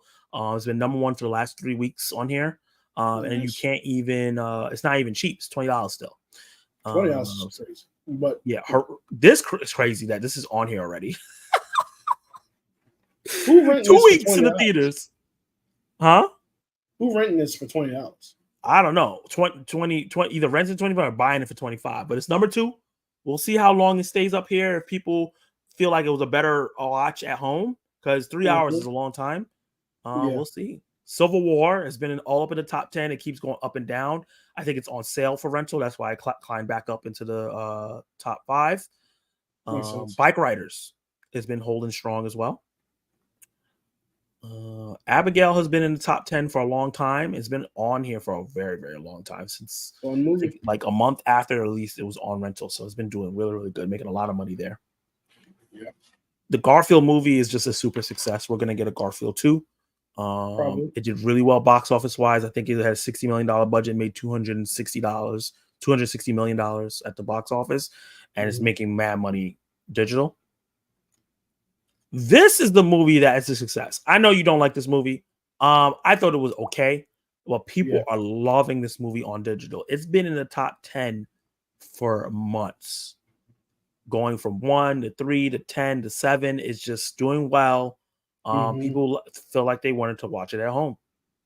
Yeah. Twister, of course. Of course, that makes sense. Twisters is coming up soon. It just makes sense for people to want to catch up on Twister.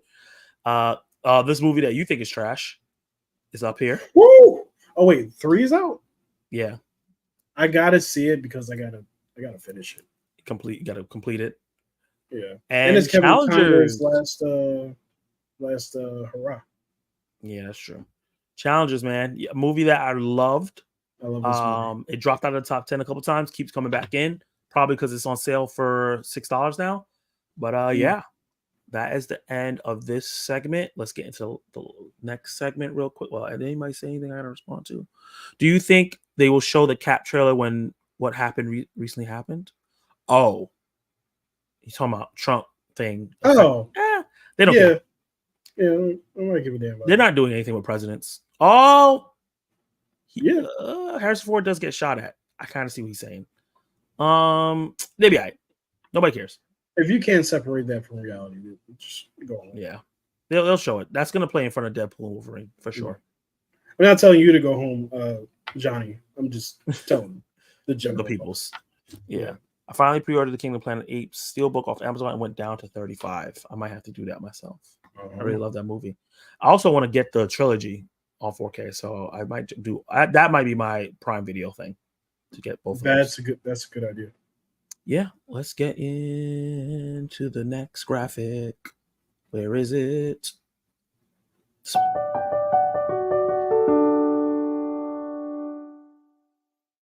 This is what's next. So basically, this is going to be a short one. This is just talking about what you can get on streaming as of today, because streaming movies always come out on Tuesdays.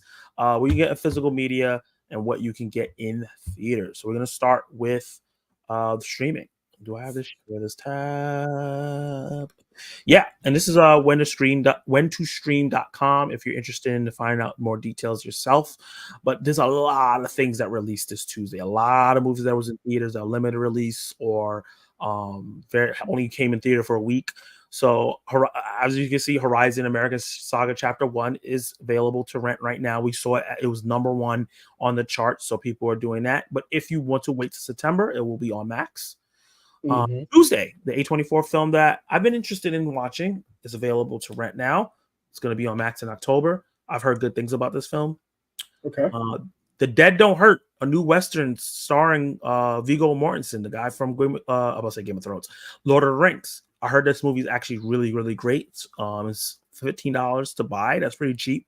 Usually it's like $25 to buy it. But they're not sure when it's going to be on streaming. So probably going to check it out. Another film that I heard good things about, Sacrifice. It's supposed to be in Hulu October, November, but if you don't have any of those streaming services, you can rent it for $10. That's really, really cheap. That's really good. Taking Venice, I think, is a documentary that I heard was like up for Oscar buzz. So if you want to keep up on that, you can rent it for $5. Because Canopy is not a streaming service a lot of people have. So I have never even heard of it. Yeah, exactly. And then there's stuff that's at reduced prices. The Strangers Chapter 1 you can get for $15 on sale, $6 rental. Babes, which I want to check out because TJ says is really funny. A lot of people say this is one of the funnier films of the year. It's not a lot of comedies coming out in theaters, so I want to support it. You can rent it for $6. A lot less comedies than last year. Huh? A lot less comedies. Yeah, a lot. Yeah, it's like they dropped their whole load last year and nothing for this year. Yeah. And then for steelbooks, well, not steelbooks, but physical media in general. The Invasion of the Body Snatchers getting a 4K release. Nice. Classic sci-fi film from 1956 getting the upres. Rocky Ultimate Knockout Collection. I think this is all the Rocky films, all in one on 4K. Nice. Brokeback Mountain 4K. SpongeBob SquarePants. You know, it's the anniversary. What do you say? I still need to see Brokeback Mountain. I've never seen it. I haven't seen it yet too. Perfect Days is on the Criterion. So you can definitely get that physical media. Captain Phillips. Then wasn't somebody just talking about this movie? I think so. Yeah, 4K. Phantoms, a movie I never heard of from 1998. And then it looks like the Rocky films separate if you don't want to get all the movies together. Yeah, and then 5 all together. And then the footage. I never heard of this film, but it's out. It doesn't even have any art. So this must be like something they just dumped on here, which is pretty funny. And then we have one last segment tonight. I just ran through that really quick because this is the last one right here, and this is a new added one, really fun. Thank Kenny Sparks for this.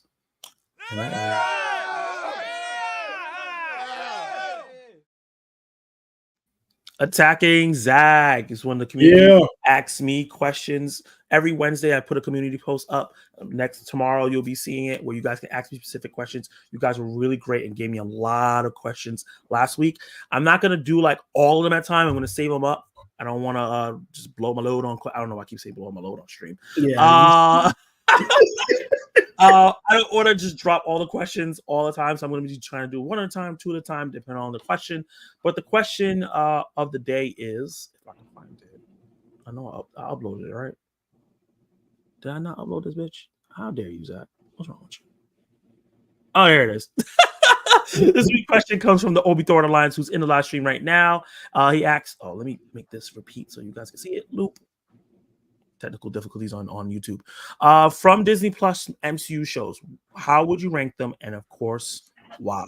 So obviously, Kenny, you could do this as well. I know it was like last minute because you didn't know, but I have my ranking here, guys, for all the MCU shows. They're exactly 10. So this will be my top 10 shows for the MCU so far. And here we go. Coming at number 10 is Secret Invasion.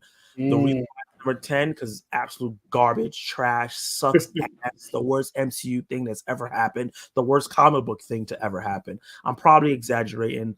Catwoman's probably worse, but it was just really disappointing from a standpoint of someone that was excited for this comic book storyline to come to life, for the storyline to play out in a show where you have time to make it breathe for 45 minutes to an hour instead of giving it a 2-hour movie. And to see Sam Jack to star in an action role, I was really excited. And then to have a bunch of MCU characters to come in and get more shine, they didn't do any of that. Killed off all the supporting characters that were cool. Sam Jack is too old to do action. Don Cheadle didn't get to do much, and the story was caca. It was just not good. And terrible start. It's a terrible story. It was supposed to be an espionage thriller. There was no thrills. There was no espionage. You're not supposed to tell us who the bad guys are in a who is it thing, right? Especially Skrulls from the first episode. You told us exactly who we have to worry about right away. That takes out all the thrill out of the espionage. So this had the potential to be an all-timer, and they dropped the ball severely. Do you have your number 10? Number 10, I'm going to say, I'm also going to Secret Invasion. Yeah, Secret Invasion. Talk about why. Like for me personally, I enjoyed the first. What it ran for 6 episodes. I enjoyed the first 4. I actually enjoyed the first 5 episodes. Then I saw episode 6, and I was like, this is garbage. And then I thought back to all the things that happened leading up to episode 6. I was like, this is garbage. Nick Fury came down to fix the Skrull issue that was going on and made it worse and then left. And when they he left. came down, the Skrulls are all trying to find their way and like essentially They were take over. safe. They were safe, most of them. Only Graphic was tripping, right? Yeah. Essentially. So he came down, did all this stuff, and when he left, it was Graphic was dealing with the Skrulls. Or when he got there, Graphic was the issue with the Skrulls. When he left, the president of the United States says, "Hunt down all the Skrulls." That was his fault. And then he left and went to go join the Marvels, right? And it was like, yo, what are we doing? And took his wife. And took his wife, who was an ambassador and a very powerful figure for the Skrulls. So he essentially made them weaker. It's like, yo, what in the world is going on? After here? So, promising them in the 90s, because remember, MCU is further ahead of us. It's like 2027 or something like that. So this is years. He promised them to keep them safe and give them their own planet. And he brought them to Earth to conform to Earthlings, and then now they're hunted. Right. And he left. He didn't run away with them and try to keep them protected. He just left. He's like, all right, my job here is done. Right. Ran away like Skeletor. Crazy. Yeah. Number 9. After this, Secret Invasion is trash. After this, I like all these shows from varying degrees. Okay. So I don't think any of these shows on my list are trash. That from 9 up. Echo's number 9. I like the show. I thought Echo was really, really good. I like the performances from everybody. I just think that I didn't get enough from it in terms of like what that trailer hyped it up to be.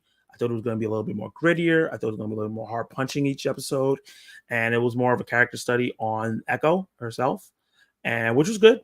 I like human stories. I like seeing the Native American culture and everything like that. I like Wilson Fisk. I liked some of the supporting characters. I just wish that the plot was a little bit more than it was, and it was a little bit more prettier for it to be higher. But I did enjoy the show, and I think it was more of a spotlight for them to just drop all the episodes at once and you could just binge it, because I don't think it was a show good enough to hold a weekly attention. So it was basically a 2-hour movie that they chopped up. Mm-hmm. This could have easily been an Echo movie, and it could have had a higher budget and whatever. But as it is, it was solid. Yeah, I would agree with that. What's your number 9? So my number 9 is actually She-Hulk. Okay. Another that's higher on yours. But I really enjoyed the first episode. I thought the first episode was a great start. I thought the episodes with Daredevil were also fantastic. And the episode with Madison was hilarious. I love her. Absolutely hilarious. Everything else, I was like, dog, please, can we please just do a good case where we're taking things seriously? It felt like it meandered through the rest of the series. And I understand it was supposed to be like this Ally McBeal thing, which is a show I never watched. It could be great. Like Ally McBeal, I don't know. It could be a fantastic show. But yeah, so there are 4 episodes. I would say 4 episodes I thought were really good. And then other than that, it really felt like it was hard to get through a lot of it. So yeah, and it's not even like it was like I was bored most of the time.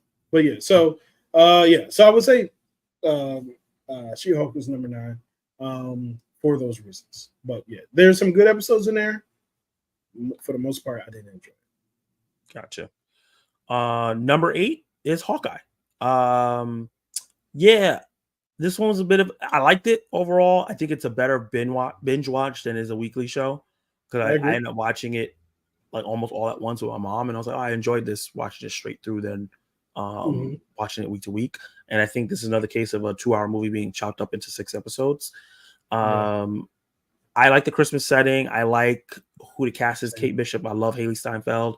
I like the chemistry a lot. I love that they brought Florence Pugh from the movies into the show. I think that's dope to have that connectivity and her actually be a part of it. Wilson Fisk coming back into the MCU. There's a lot of elements here. I think that the chase scene from, I forgot which episode it was, where that leads to the bridge, one of the best action sequences. Probably one of the best action sequences in the MCU period, movie or show. Agreed. That got me excited for the rest of the series, but unfortunately, the rest of the series never matched up to that action wise. And I'm a fan of. So the problem is like I'm a fan of this particular comic run, and they like tease that is inspired by it, and I feel like they just didn't keep up with it. Like they changed things that I think they didn't need to change. Like when you change stuff from the comics and you make it better for the live action, I'm fine with that, right? Like that's cool with me. But when you change stuff just to change stuff, and it's not better than what was in the comics, then it makes me go, well, why did you do that? Yep. You just wanted to change it. So yeah, I think the show is charming. I think it's fun. I like the implications of things that happen. I kind of like the arc that Clint went on a little bit. I don't think they dive deep into it, but it was good. And it was Echo. You know, this Echo's. I was just talking about Echo. This is Echo's debut, and she was strong in this as well. And yeah, I like all the characters. I like the show. I just wanted it to be great, and I thought it was just good. Yeah. I would say that this is also my number 8. I like this show. I like the show a lot more than most. And then similar to what you said about like after 10, you like all the rest of these shows. This is where I start to like all the rest of these shows, right? So yeah, Hawkeye was to me it was a lot of fun. I totally 1000% agree with you that it's way better on the binge more than likely. And I just like the Christmas feel of it. I thought that was really well done. I liked the action sequences as well. I love the I want to say play by play, but I love how Kate and Clint played off of one another. I love Pizza Dog. I love the bros. I forget what they were called. Tracksuit Mafia. Like I love the Tracksuit Mafia. They were hilarious. I think it fell off the rails when I think one of the issues with a lot of these Marvel shows is I think this one was also only 6 episodes. We got to episode 5 and we're like, okay, where are we going? Like what's the crux of the issue here? And then we got it. It was Kingpin. And then all of a sudden now you have episode 6 to deal with Kingpin. Like you have one episode to deal with this. So I did feel like, hey, we could have gotten to what the crux of this was much earlier. And then when we got Kingpin, I was just like, nah, I'm not feeling it. He's a little goofy. But for the most part, I did have fun with this. And I love Pizza Dog. Like, he's my guy. You know I love dogs. So every 5th episode of every MCU show is supposed to be the halfway point. Every time I'm like, this should have been the halfway point. Yeah. Everyone. This should be a 10 episode series, and we should be getting 5 more episodes to flesh what you just did out. I think the only one that that did it well was Loki, where we got to like episode 5, we were like, okay, how are we going to end it? Like it felt like we knew what we were doing when we got there. Yeah, I'll say WandaVision too. I think WandaVision as well. WandaVision, they paced it out really well. Obviously that the fact that they ended up losing an episode because it was supposed to be 10. Kind of hurt the ending a little bit, but not too much. Yeah. My number 7 is What If. I think the animation's cool. I think that the individual stories here and there were great. I really like this series because those last 2 episodes combined everything, and it was epic. I haven't watched the other seasons yet. I think there's only one other season, right? So I haven't seen season 2 yet. But season 1 of what I saw of it, I really, really enjoyed it. I love T'Challa as Star-Lord. I thought that was a really unique idea. I actually like Captain Marvel versus Thor. Thought that was cool because they kind of teased it in Endgame. They teased it in Endgame. It didn't happen, so they had it here, and it was like a cool fight to see, like a Dragon Ball Z level fight in like a MCU. I like the zombie. I like parts of the zombie episode, but I think that overall, as a zombie fan, it was disappointing. They're supposed to be coming out with a full show. Marvel Zombies. It's supposed to be R-rated. That they confirmed that. I didn't know that. That's good. That's good. And there's a couple episodes that I remember liking, and so it was like every other episode I liked. I was like, okay. And then it got to the last 2 episodes where everything came together, and I was like, oh shit, this is awesome. Fantastic. And they had the fight Vision Ultron combination thing who's breaking the fourth wall. I was like, this is the most comic booky shit the MCU's ever done, and I am here for it. Yeah. So, that Doctor Strange episode. Oh, thank you. That's one of the great ones. I even kind of like the Yellow Jacket episode where he was a bad guy. The murder mystery. Yeah. Yeah. That was cool. That was a good one. It was a good one. So yeah, there's no episodes that I didn't. I was like, oh, I don't like this one. I didn't not like it, but it was just like I didn't like this much as the other one. That's kind of what it was. So yeah, I thought What If was strong. I understand why I got a season 2. I don't think it's getting a season 3. I heard it is. But it is getting a season 3. It is getting a season 3. Okay. Yeah. But yeah, I gotta watch season 2. That's another thing I need to catch up on. And check it out. But yeah, what is your number? What is that? 7? Same. My number 7 is actually What If. I really enjoyed the first season of the show. A lot of it. I forget what the first episode was. I feel like I think it's T'Challa Star-Lord. Is it? Okay, yeah. So I did enjoy the first episode because I thought that was the third one. But either way, like I really enjoyed a lot of the season. It's funny that you mentioned the Thor one where he's fighting Captain Marvel. That was the one of the episodes I did not like at all. Like it just felt like it was just Thor. You know what I mean? Like I didn't really feel a lot of like what if multiverse. It didn't feel too different. But overall, I did like that episode. Season 2 was a little weaker for me, but it did come together in some aspects. I thought, episode 1 was Captain Marvel. It was Captain Carter. Captain Carter, yeah. That I love. Chalo's episode 2, yeah. And the one thing I'll say is that in season 2, Captain Carter is preeminent or paramount. No, is featured. Important. Very important in season 2, and she kills it the entire season. Like she's awesome, right? So that I really liked. But at the same time, I feel like I like season 1 more. But season 2 is not bad at all. But I think overall it's a solid show. But yeah, it's definitely where it's supposed to be at number 7 for me. Number 6 is Moon Knight. A show I was really excited about. I started reading Moon Knight in probably like 2016. Really liked the character. I liked how complex. Same. Yeah. Okay. See, brothers. I like how complex the character was. In terms of what his story was, the mental issues he was dealing with, his costume is so fire. I ain't gonna lie. That all white and black mask is just amazing. Oscar Isaac killed it. Out of all these shows, I think he has the second best performance out of everybody. Ooh, yeah, he's so good. Maybe third. It's hard. It's pretty much like not Scarlet. I was supposed to say Scarlet Witch, but what's her real name? Elizabeth Olsen, Tom Hiddleston, and him. Like those are the top 3 for me in terms of performances. I think he did an amazing job as his character. He played all the personalities really well. I think the world building was really fantastic. I think that parts of the story was amazing. Like when he goes to that afterlife. Great. Blew my mind. Yeah.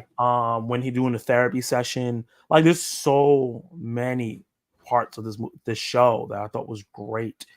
I just think that the fact that it wasn't R-rated, the fact that they changed some of the personalities to be goofy, which like the comic fans are like, well, he has personalities that are goofy. Why didn't you just use those? Yeah, because it's not like Moon Knight is mainstream, or like a lot of people are going to be watching Moon Knight, so you have to dumb down. You could just use the personality. That was so. I think that was the reason why, because he's not mainstream, so you could do whatever you want. Yeah, but like I think it hurt a little bit, but they were like trying to still be comic accurate. It's like, okay. Then what really brought it down once again. Where are we going? Oh, also Ethan Hawke was awful. What? He was I thought he was great. And I like him as an actor, but he was awful. I thought they didn't do anything with him, but I thought he was great. That also happened. I think that he was awful, and I also don't think they did anything with him. And that might have been the reason why he was awful, because he had those small pockets to do stuff, and he just didn't impress me in those small pockets. Yeah. And then when he was like speaking other languages and it was wrong, I was like, what are we doing? But I think that it has the same problem. 6 episodes. They do like a big twist. I think the Afterlife episode is in episode 5. And then it is. And then you come in, it's like, what do we do after that? Everything has to be resolved. And then we have a kaiju battle. I'm like, what is happening in this show? The kaiju battle was interesting. Yeah, it was like, what? I'll tell you one thing. I did not expect that to happen. Me either. I was like, very confused. I never heard of Moon Knight having kaiju battles. People talk about the hand and Eternals. Nobody's talking about kaiju's fighting in Egypt and breaking into pyramids. Okay. Hey. And then Moon Knight just walking off. No Avengers is coming after this man. All right, I digress. But yeah, show was still entertaining overall, and Oscar Isaac is an amazing addition to the MCU. And if hopefully season 2 brings it together, it gets 10 episodes, we can let things breathe, and everybody comes back, and we do an amazing job. What's your number 6? So I actually had to switch my number 6 and 7. Okay. So 6, I'm going to push up What If. Okay. 7, I'm going to put Echo. Echo was a show I'm going to put at 7 because I actually thought Echo was a good show. I actually really enjoyed especially like the way that they utilized her disabilities or different abilities in terms of like her being deaf or having a sign and all that stuff like that. It was really, to me, it was really interesting seeing a show carried by someone who had those disabilities. And I thought that they did it really well. And I thought the action was really good. Like they got really brutal. The train fight, I don't think it's talked about enough, but the fight in the skating ring, in the arcade, that was phenomenal. That was great. And then similar to the other shows, and also this is a show that benefited, in my opinion, from the same day drop. I watched all these episodes the same night, right? So really enjoyed it. I thought that what they did with Kingpin was okay. I thought the final episode was, that's another show that an episode was clearly missing. Because there was one of her ancestors, like they just showed up in the final episode and they were never explained like the other ones were. So I thought that the final episode, the final confrontation with Kingpin, I was kind of like, okay, this is I don't want to call it weird, but it was underwhelming. And then the way that they beat him was like, really? Okay. But I did enjoy it for the most part. I was really happy with it. And I was really looking forward to a season 2, which I don't know if we're going to get to season 2, but I do hope that she shows back up because I did like her character. So that's my number 7, and I'm pushing What If up to number 6. What I'll say about Echo, possibly, I think it's possible. So one thing about the Disney MCU shows, a lot of them don't chart high on streaming, right? Like WandaVision did really great in the beginning. Loki did great in the beginning. Falcon and Winter Soldier did great in the beginning. And then after that, it kind of started petering out with like Hawkeye and Miss Marvel and stuff like that. In terms of like charting, they all like got to like 9 and 10. Echo is one of the few shows after the peter out to like get in the top 5 and stay there for a little while, and then they dropped out after all. So it's a possibility of like, okay, this people watch this a lot enough for us to chart. Maybe we'll give it a second season. I think I can see that happening. But I think with that final episode, it felt a little rushed. 1. 2, they sacrificed the soul, the grittiness of the show to give her powers because I think they want to keep her to match up with the other MCU characters. It's like, she has to have powers because she has to deal with what we're about to deal with Kang. There's no way she can just be a regular person that's disabled and fight this. So they're like, we got to give her some spiritual powers. It really should have been a drag all brawl between her and Kingpin. They should have been beating each other's ass. That's what should have happened. Not some, I'm gonna heal your heart.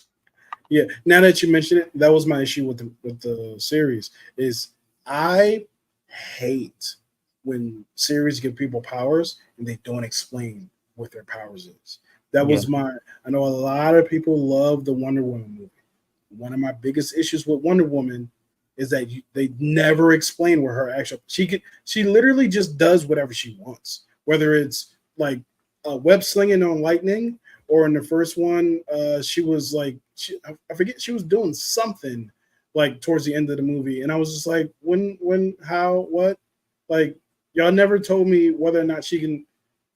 What's the limit? Like, what can she do? Because right now it feels like anything the plot wants her to do, right? So I think that's a problem with Wonder Woman in the comics too. So with that being said, like I thought that her Echo's spirit powers at the end were just kind of like, what did they do? Reveal do whatever I want. So with no training, zero training, which I don't mind. No training. sometimes niggas just be getting powers. Just be Yeah. getting stuff. Yeah. So And they saw. yeah, it's hard. You know what I mean? Yeah. So yeah, echo. So we're gonna be going to number 5, Falcon and the Winter Soldier. Yeah, I think once again it's another show that benefits from a binge watch. I enjoyed it much more when I watched it straight through instead of watching it in each week to week. But I will say though, I'm glad I did watch it week to week the first time, because when someone brought it up earlier, when US Agent had the shield with the blood on it, that shit was on my mind for a whole week. That blew my mind, because I didn't think they would go there with that. Because we've seen Cap smash people in the face with a shield and no blood. Right. So for this man to just the imagery of that, just like the, and then the blood, and he's holding it up proudly. It just like, and the climate that the show came out in, earlier in the season, we had like a cop coming to stop situation happening. Yeah. And they kind of turned it on the head because it wasn't for Anthony Mackie's character. It was actually Sebastian's character and everything. But like the way the political climate was and the way the political schism was happening there, it's weird that people complain about politics in Captain America stories. But right? It's literally he's a United States soldier. Yeah, it's going to be political stuff he's dealing with. Yeah. And his offsprings, whoever spins off out of him, are going to be dealing with political stuff. Exactly. But yeah, I really like Homeboy, who played US Agent. It's what's his name's kid. Yeah, I don't even remember what's the name. His name is Falcon. Same. And the Winter Soldier. This is why we have Google. Wyatt Russell. Oh, Wyatt Russell. What a phenomenal performance. I got to put him up there in performances. He did such a great job. The banter between Bucky and Sam, great. That whole conversation about wizards and what's the difference between that was funny as hell. The flight sequences in the first episode, holy crap. God. I was like, I'm watching a movie right now. Like, it was that good. Yeah. We've never seen anything like that in the MCU before. Right. Like, Falcon's never got that off in the MCU. You know what I mean? And then the final episode, right? To me, it's probably the second best now, behind Loki season 2. But for a long time, it was the best finale of all the shows. Yeah. Because from beginning to end, exciting. It wrapped up all the storylines. It didn't feel rushed. Right. It just felt the action was great. The suit reveal was great. Him just having his showing out party on the bridge. Him having to deal with it. It was just it was just a great episode. I really, really enjoyed it. And it elevated everything that came before it, because all this build up. And I have to commend the show because it got hampered by COVID, because it was supposed to have like a virus storyline that they had to cut because it felt insensitive with COVID going on. So it made the Flag Smashers story. Is it Flag Smashers? Yep. Yeah, it made their story, I don't want to say diluted, that's not the right word, but less. It would have made more sense if that story was there. It would have made it like more ticket time because of this virus that's going on. But so with that happening and them cutting so much stuff out of the story, the fact that it was still a great watch, I hold it up high. I agree. What's your number 5? My number 5 is Moon Knight. Moon Knight, I loved a lot of Moon Knight. Most of it, especially Oscar Isaac. I thought his performance, he probably has might have the best performance of all of the people who were in the MCU Disney Plus shows, just because he played a myriad of characters. I believed all of them, and they were all a lot of fun, right? So I think it does suffer from that, like you were mentioning before, that fifth episode, Where Are We Going? Ness of it. But the 4th episode, where he's going through his past, and he's like, there's telling you like how his split personality like happened, developed. Yeah, my lord, when he's walking down that street and he like bends it and like starts crying in the street, I was done. I'm like, yo, Oscar Isaac is killing this right now. So I liked a lot of this show.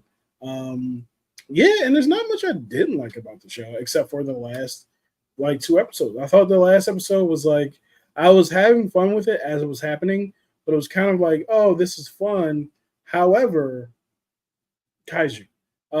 They're fighting up a pyramid. What's going on? And I also liked I forget what the woman like superhero's name was right now. Yeah, I thought she was good. Scarab. I thought she was it Scarab? I feel like it's something Scarab. Hold on, I got you. Yeah. No, they don't have her superhero name, okay. but her character name is Layla Al Fali. I thought Layla was great in this show. Yeah. Also, oh yeah, you mentioned the hippo goddess. Yeah. Amazing. She was great too. Like, it was a great character. Yeah, great comedic effect. Yeah, perfect for the past episode, right? Like, it was a great ending. It was like, what the? Yeah. So I really enjoyed the show. I would love to get a season 2 of it. But yeah, Moon Knight is definitely my 5th favorite show of what they put out. Number 4, someone that you had really low, but She-Hulk. I really enjoyed the hell out of the show. I guess I'm one of the few people that thought it was funny. It does have weak episodes where I was just like, this one is kind of like a filler. It had more episodes than most MCU shows because it wasn't a 6. Which is funny. That was the one I was like, this has too many episodes. This could have been 6. Right. Like, the first episode was strong, and then the follow episodes I had a really time. Madison is one of the best comedy characters that they added into the MCU. I love having Wong around and him being able to be fun because he's usually super serious. I love the interaction she had with a lot of the characters and the cases she was taking on. I thought it was funny everything she did with Megan Thee Stallion. I thought that was a really cool way to incorporate like real world stuff into the MCU. And a lot of people were like, "Oh my god, people are twerking!" Like, go outside, go home. Right. No, you've been home too long. Go outside and go talk to women. And I love that last episode. Like, we talk about best finales. A lot of people didn't like the fourth wall break, but that shit, when I thought my TV was messing up, and then she came out of Disney Plus and like went into the lot, I was like, they're doing this? What is happening? Interestingly enough, I also enjoyed the final episode, except for the Hulk at the picnic. At the park. That was it. But all that, talking to Kevin, I had a great time with that. Acting out the X-Men, being cheeky. It was great. Oh, first of all, I know a lot of people talk shit about the show, but you got to give credit to Tatiana Maslany. She's great she's perfect casting. She is perfect casting. I love her. She's a great addition. I think that they did a great job casting her and obviously Kamala. And I think that they're super charismatic, and people just need to give them a chance. I know they're women and men, but they're great, and female characters matter. But I had so much fun with the show. Wongers is awesome. Madison, and you don't know where the Y is at. I will say that, like, there are certain episodes that are weaker. I like the episode where she went to the retreat and was talking to like villains and stuff like that. I like the episode where she was talking to the mutant that was immortal and like going against him. Obviously the Daredevil episode was fantastic, and their interactions was really fun. And he just slipped right back into it, right? Like, he's back to the character. They're both lawyers. I thought that was really cool. To see him outside of New York was cool too. And for him to have like a different costume when he's in LA. I just really, really, really, really enjoyed the show. I had a lot of fun, and that's what I gotta say about that. So, number 4. So number 4, I'm struggling with because it's between Falcon and Winter Soldier and Miss Marvel. I'm struggling between those two because both of those are great shows. Like, I love both of those shows. I'm more so leaning towards I'm gonna say this one's really hard, actually. I'm gonna lean towards I'm gonna put Falcon and the Winter Soldier at number 4. I thoroughly enjoyed the show. I thought the show was amazing from start to finish. I didn't really feel like there was a rough patch episode in here at all, which is why I'm reconsidering what I'm saying now. Having it because I thought that Miss Marvel did have a rough patch episode. which was the Yeah. final episode actually.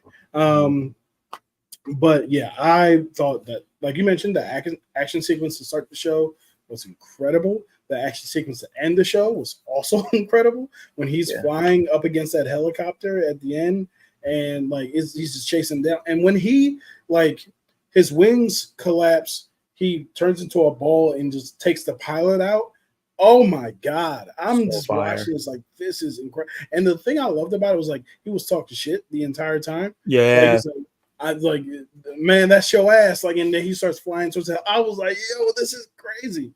Right. So I really enjoyed that. I also like the complexity of US Agent, because at the last episode, like he's there to kind of like get revenge on Sam and Bucky, but he ends up helping the civilians, and it kind of shows like, yo, yes, I don't like y'all, but I'm still a good person. Like a good person. Like I'm here to help people. I just feel like I've gotten screwed over and misunderstood this entire time. Even though, you know, like, because when you really think about it, like they didn't do nobody no favors. Like the government did nobody any favors in the situation.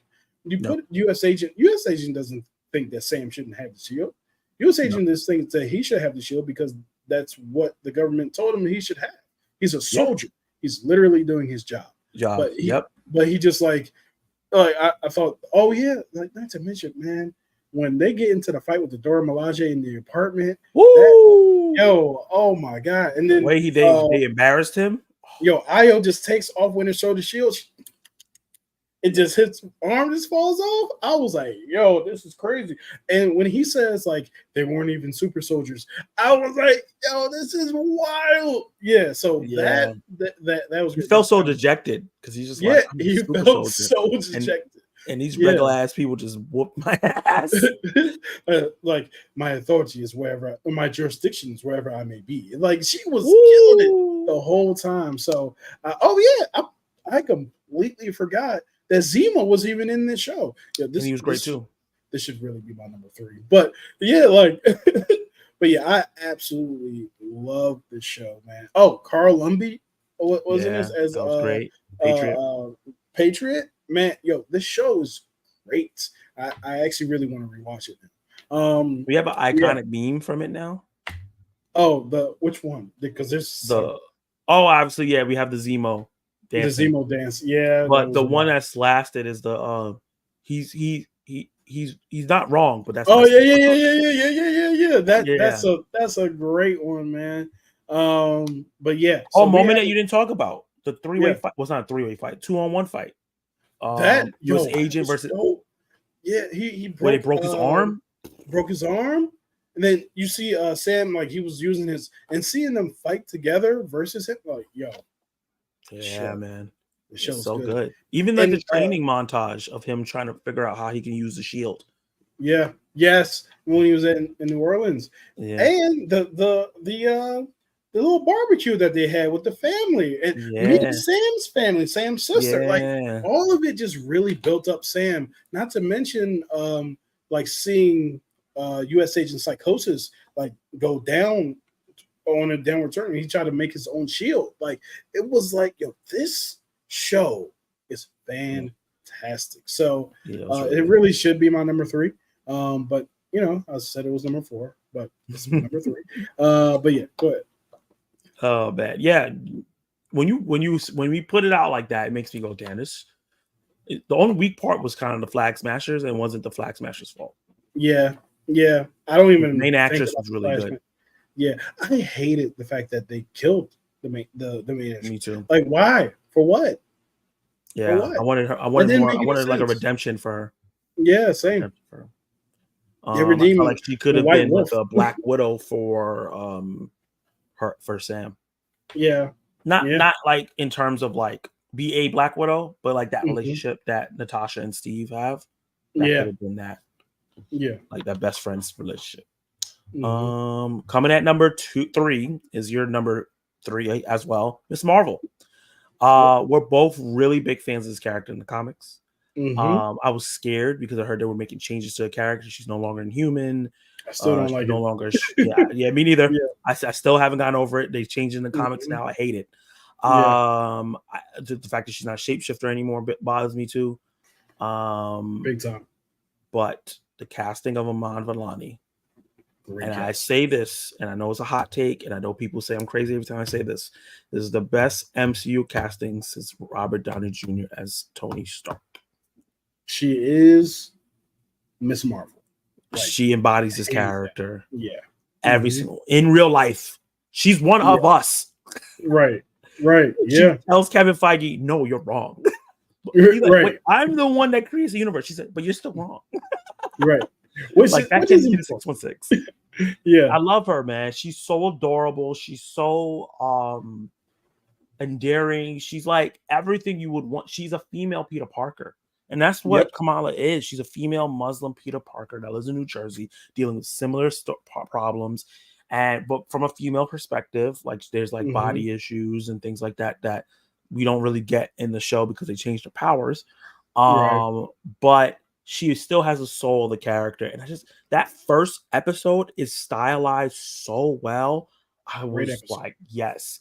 Whoever the guys who directed the first episode are the ones that directed Bad Boys Ride or Die.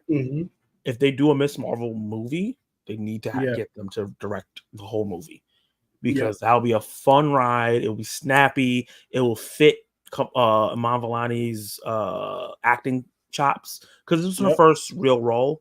So she's not. I'm not gonna say like she's the greatest actor ever. I don't know if she has range. I know she can do this character.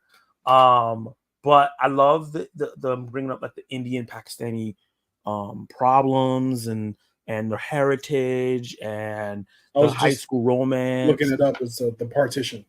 Yeah, the partition. Her going back in the past was amazing. Yeah. I thought that was an amazing thing for her to go back to her past and see her people and see the origin, the Bengals. Yeah, man. Like the only thing that this show messed up on was choosing the wrong villain to be the finale episode villain. Yep. They should have ended the agents thing the episode before, and she should have finished off the clandestines. Yep. I think that they built them up more, and then they kind of got a underwhelming ending. Yeah, they were supposed to be super important, but they just weren't at the end. Yeah, they even had their own like dimension that we were supposed to be talking about. And then I felt like it was supposed to tie into the multiverse. That's what I thought was about to happen because they're a different dimension, so it's part of the multiverse. And I thought it was going to tie into Shang-Chi because exactly the beacon. Yeah, the beacon. So I don't know if maybe there was like they had that going and there was a change halfway through where it was like, oh yeah, no, she's not going to be she's going to be in X-Men now or something like that. Yeah, and that's probably what happened because even the way they revealed her being a mutant felt like offshoot of the show. They were kind of like on a side street, mad dark, and they're just talking about it. That didn't feel like how the rest of the show was. And then the X-Men music. So how dare y'all? What? But that was also like, Yeah, I was like, oh, so y'all going for it. Y'all making her the first mutant. Y'all really want to piss people off. But yeah, I just love this show. I rewatched it the other day and I was like, so charming. There's a show on Netflix called I Wish Have I Never Ever or something like that. It's like an Indian exactly what you're talking about. Teen drama show. This is that show. Never Have I Ever. Yes, love that show. I actually wanted the lead actress in that to be cast as Miss Marvel because that show came out way before Miss Marvel, and I was like, she would be great for Miss Marvel. She would do a good job as well. Melania's great, yeah. Hopefully, that girl also gets the chance to play another character in MCU, maybe another character within Miss Marvel. But I just had a really, really good time. I loved Have I Never, and I thought that was this, but mixed in the MCU. Yep. So yeah. My number 3 is the same. We don't have to. You said everything. you said everything I loved about it. Yeah. The 1 and 2. It's Loki, man. Loki's number 2 for me. Okay. I still don't quite understand the logistics of the TVA. I don't think anybody does. I don't think Marvel does. Where are you actually? Outside of time. What is your job exactly? Why are you whatever? But what they did with the character Loki, introducing Sylvie and being an amalgamation of 2 characters, basically like Lady Loki and Enchantress. Owen Wilson's character was great. Their brother Hood and kind of almost confirmed that they were in love with each other, and it was kind of like a, you know, because Loki's bi. Just that relationship and everything that was going on there was great. Yeah. My main issue was the fact that Loki was so strong early on in the MCU, and then like regular humans started like roughing him up. I was like, "What the fuck is going on here?" But the plot of the characters and everything that was going on, I was so engaged in week to week. It was kind of what the heck is about to happen next. We're really getting into the multiverse here. This is the multiverse saga, and I feel like this is the only product that's really gotten into the multiverse saga. Like we had Doctor Strange 2 and we had No Way Home, but I felt like the multiverse was more of a gimmick than like a story thing. Yeah. But Loki, it's part of the story. It's everything for it. And it brought all these interesting characters. We're going to be seeing more of it in Deadpool and Wolverine now. It's like, it's so important. And then like, come on, the ending of season 2, bro. Like one of the greatest sci-fi things I've ever seen in my life. Man, I'm telling you, the best finale to me of the entire Disney Plus MCU. Right? Yeah. Or the Disney Plus shows. Well, no, Mandalorian when Luke came out was something else. But I would still probably give the edge to Loki season 2. Yeah, as someone that's more of a Marvel fan and Star Wars fan, I'm gonna give it to only because the CGI on Luke was. We in the early stages. But yeah, him walking slowly, the horns coming up, him grabbing the brand. It was just like, what is happening? Him looking back and both of them there looking at him, and just like his two like, it was so time slipping. Just the minute clock girl, she was her thirsty ass. Miss Minutes. Yeah.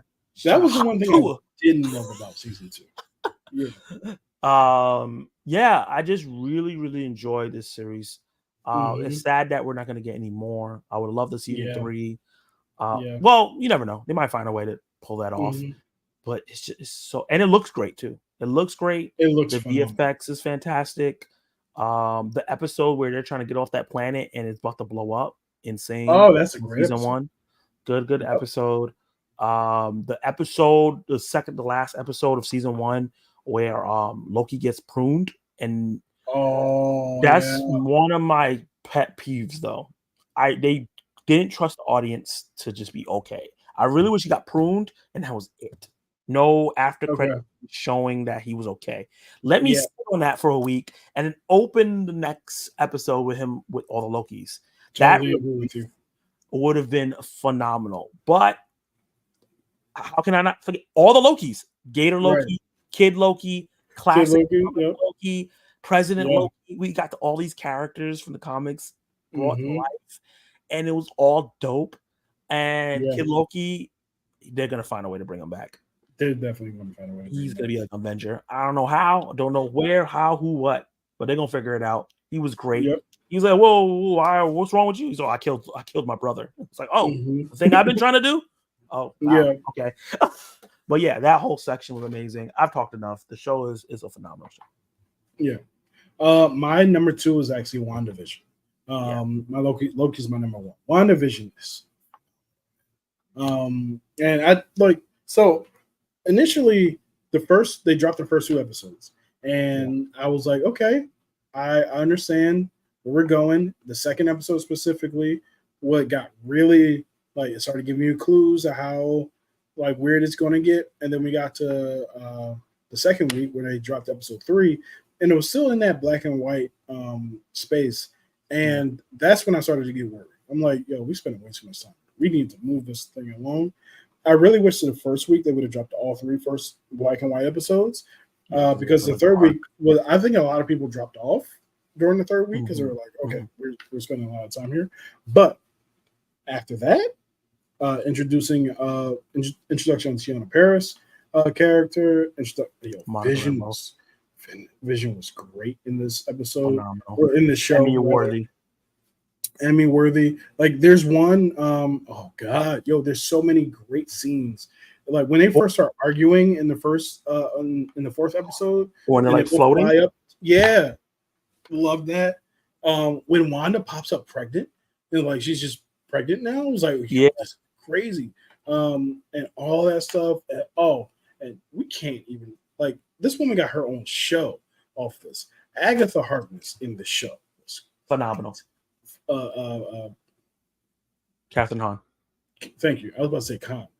Catherine Hahn was great in this show, man. Like, and you could see, like, I don't trust you, dog. So you could see all of it, and then but it still left me on the fence of whether or not to trust her. And then right at the end, when Agatha All Along is probably one of the best sequences of any of these shows, one of the best for sure. Because I'm like, this is the way that you reveal your villain. Like, this is great.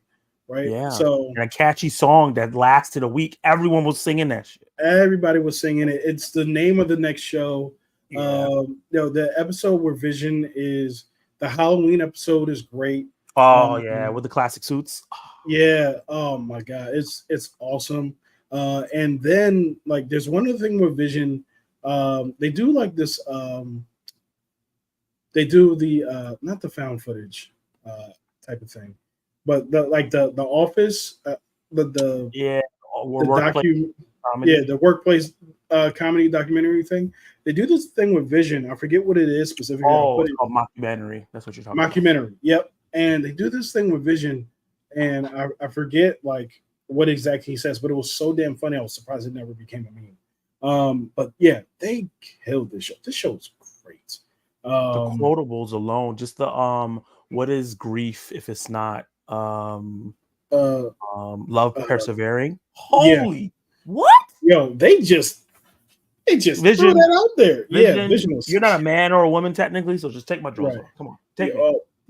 Yep. I mean, that's what you want to do. But I mentioned this briefly, but the introduction of Monica Rambeau getting her powers, incredible. Like that was a great scene. So there's so many awesome scenes on the show. I did think that the finale was good. I didn't think it was great. But at the same time, I love seeing that imagery of the four of them, Vision, Wiccan, Speed, and Wanda, like all standing together. I think I would rate the show. Well, I rate the show high because it's one of the best. And it was the one that started it all, really. Yeah. Which was a strong choice because I don't think it was supposed to be. I think it was supposed to be Falcon and Winter Soldier or something. Yeah. Right. But yeah, I absolutely love the show. But it is my number 2. Loki is my number 1. And just it's my number 1, obviously. So I'm just gonna piggyback off what you were saying in terms of the scene that you didn't talk about. Is when they were showing her past, and they show both of them as a little kid, and the bomb hits. Oh my god! Yeah. Every time I'm like trying to time when's the bomb gonna, because it was so sudden. There's no warning, there's no sound. You don't know what's going on. You just know it's a flashback scene, and the bomb goes off, and you see Stark Industries, and you're like, God damn it, Tony. Yeah, right.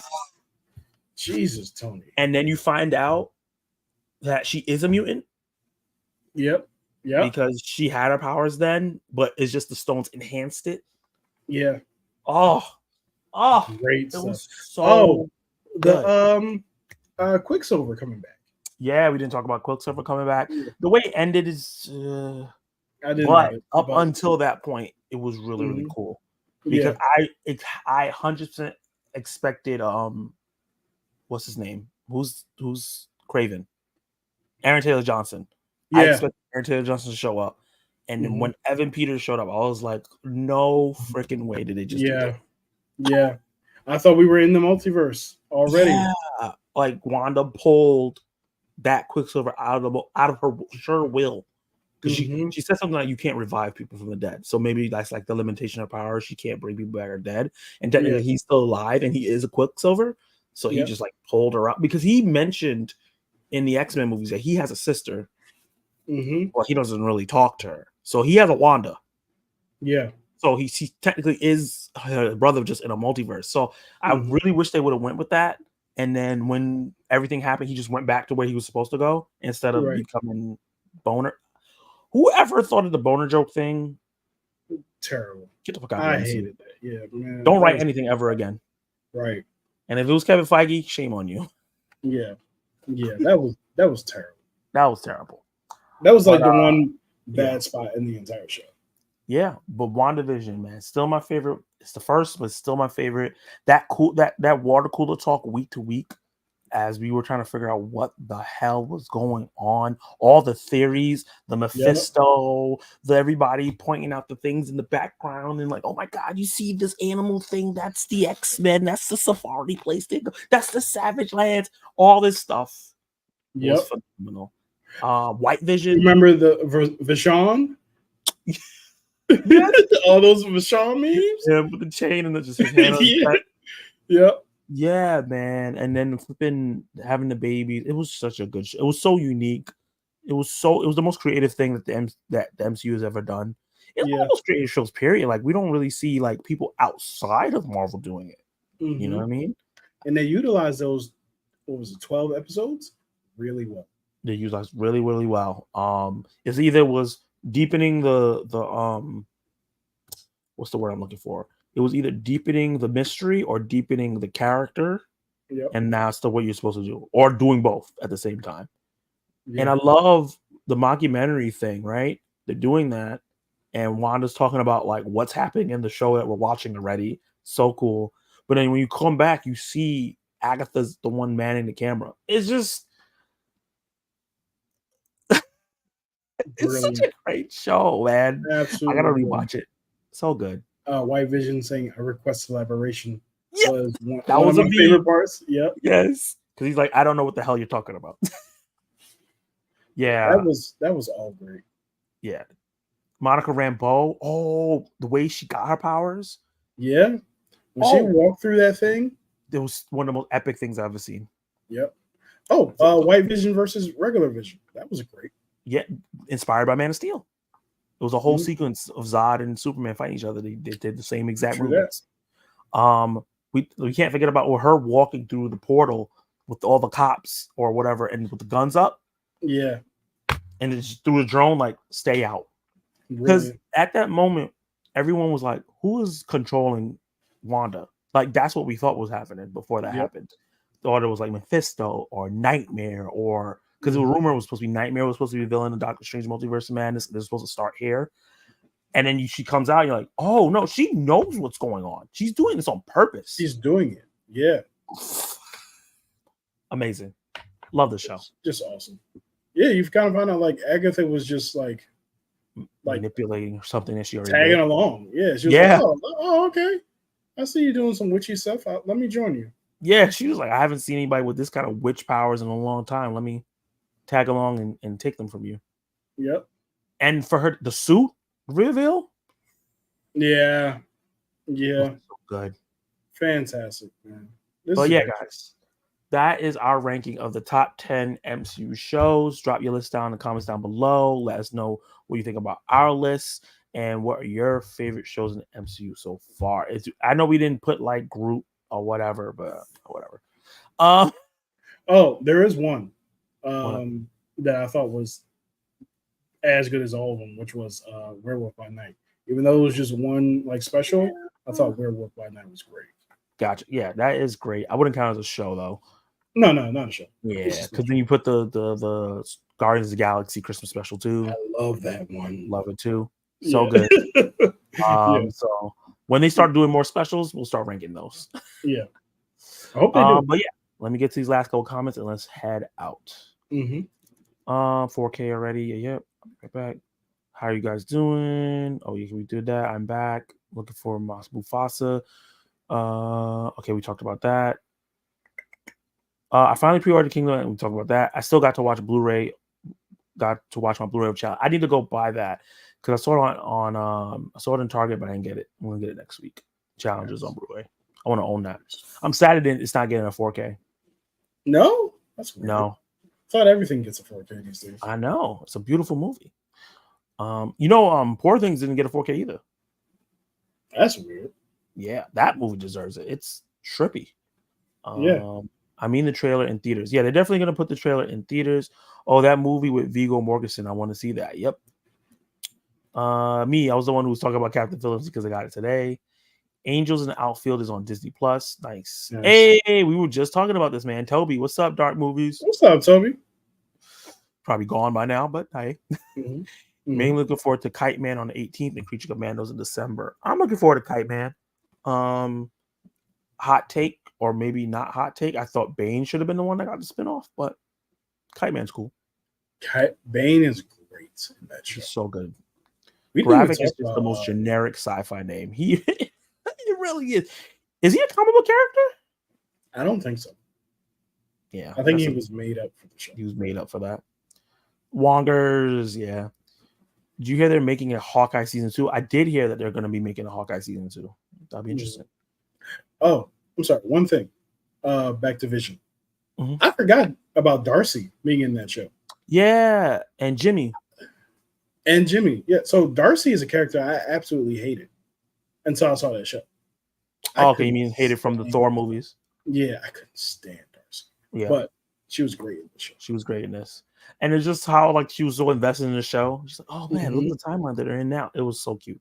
I really wanted a show with her, Jimmy, and Monica, like an X-Files show, where they just like obscure comic characters that they will never use in the movies, and just have them do an X-File thing. That would have been dope.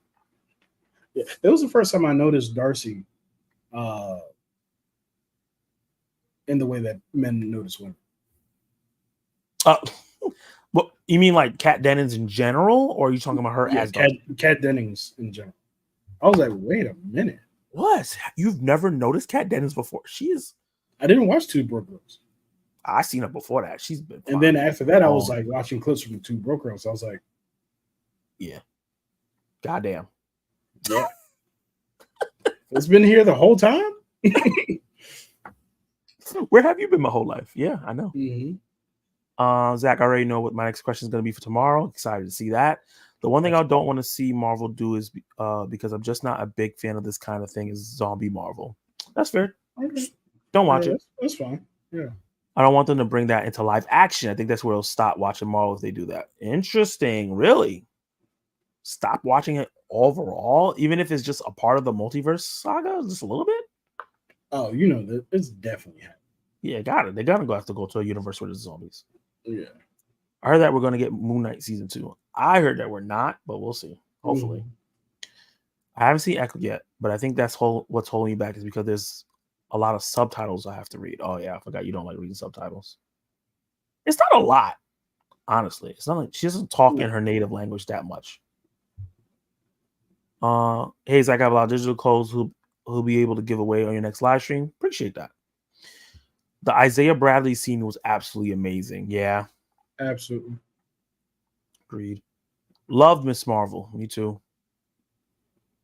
Yeah, see, Agatha all along is iconic. It really is. It is. Very much so. It wasn't just there just to be a song. It like wrapped up so much of the story.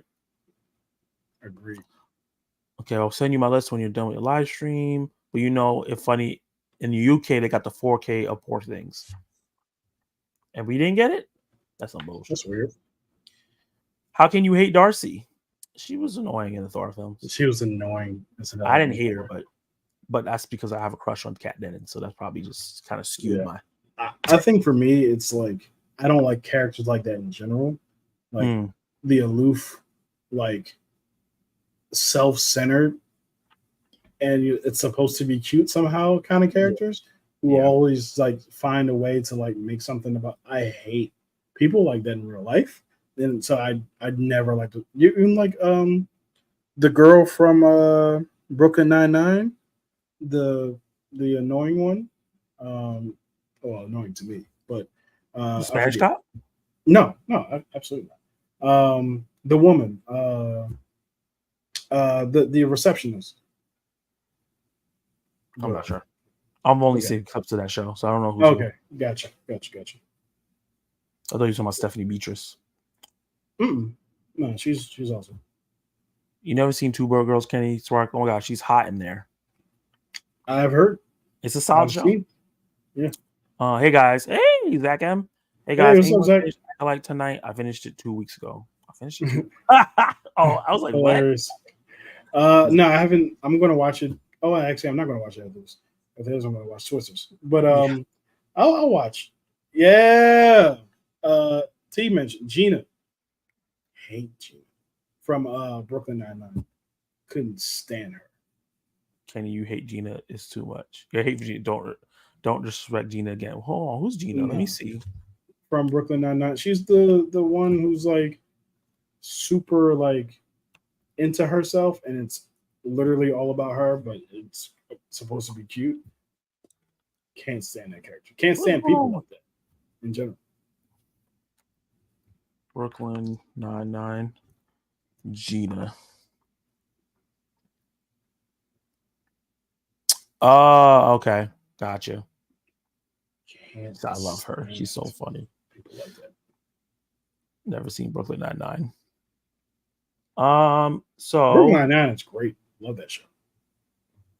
Just don't. I love when they crossed over with New Girl because I love New Girl. I've never seen it. I think the main character of Brooklyn Nine-Nine stopped the main character of New Girl. Like a traffic stop, something like that. Oh, okay, gotcha. And then she was on an episode of Brooklyn Nine-Nine, and then he was on an episode of New Girl.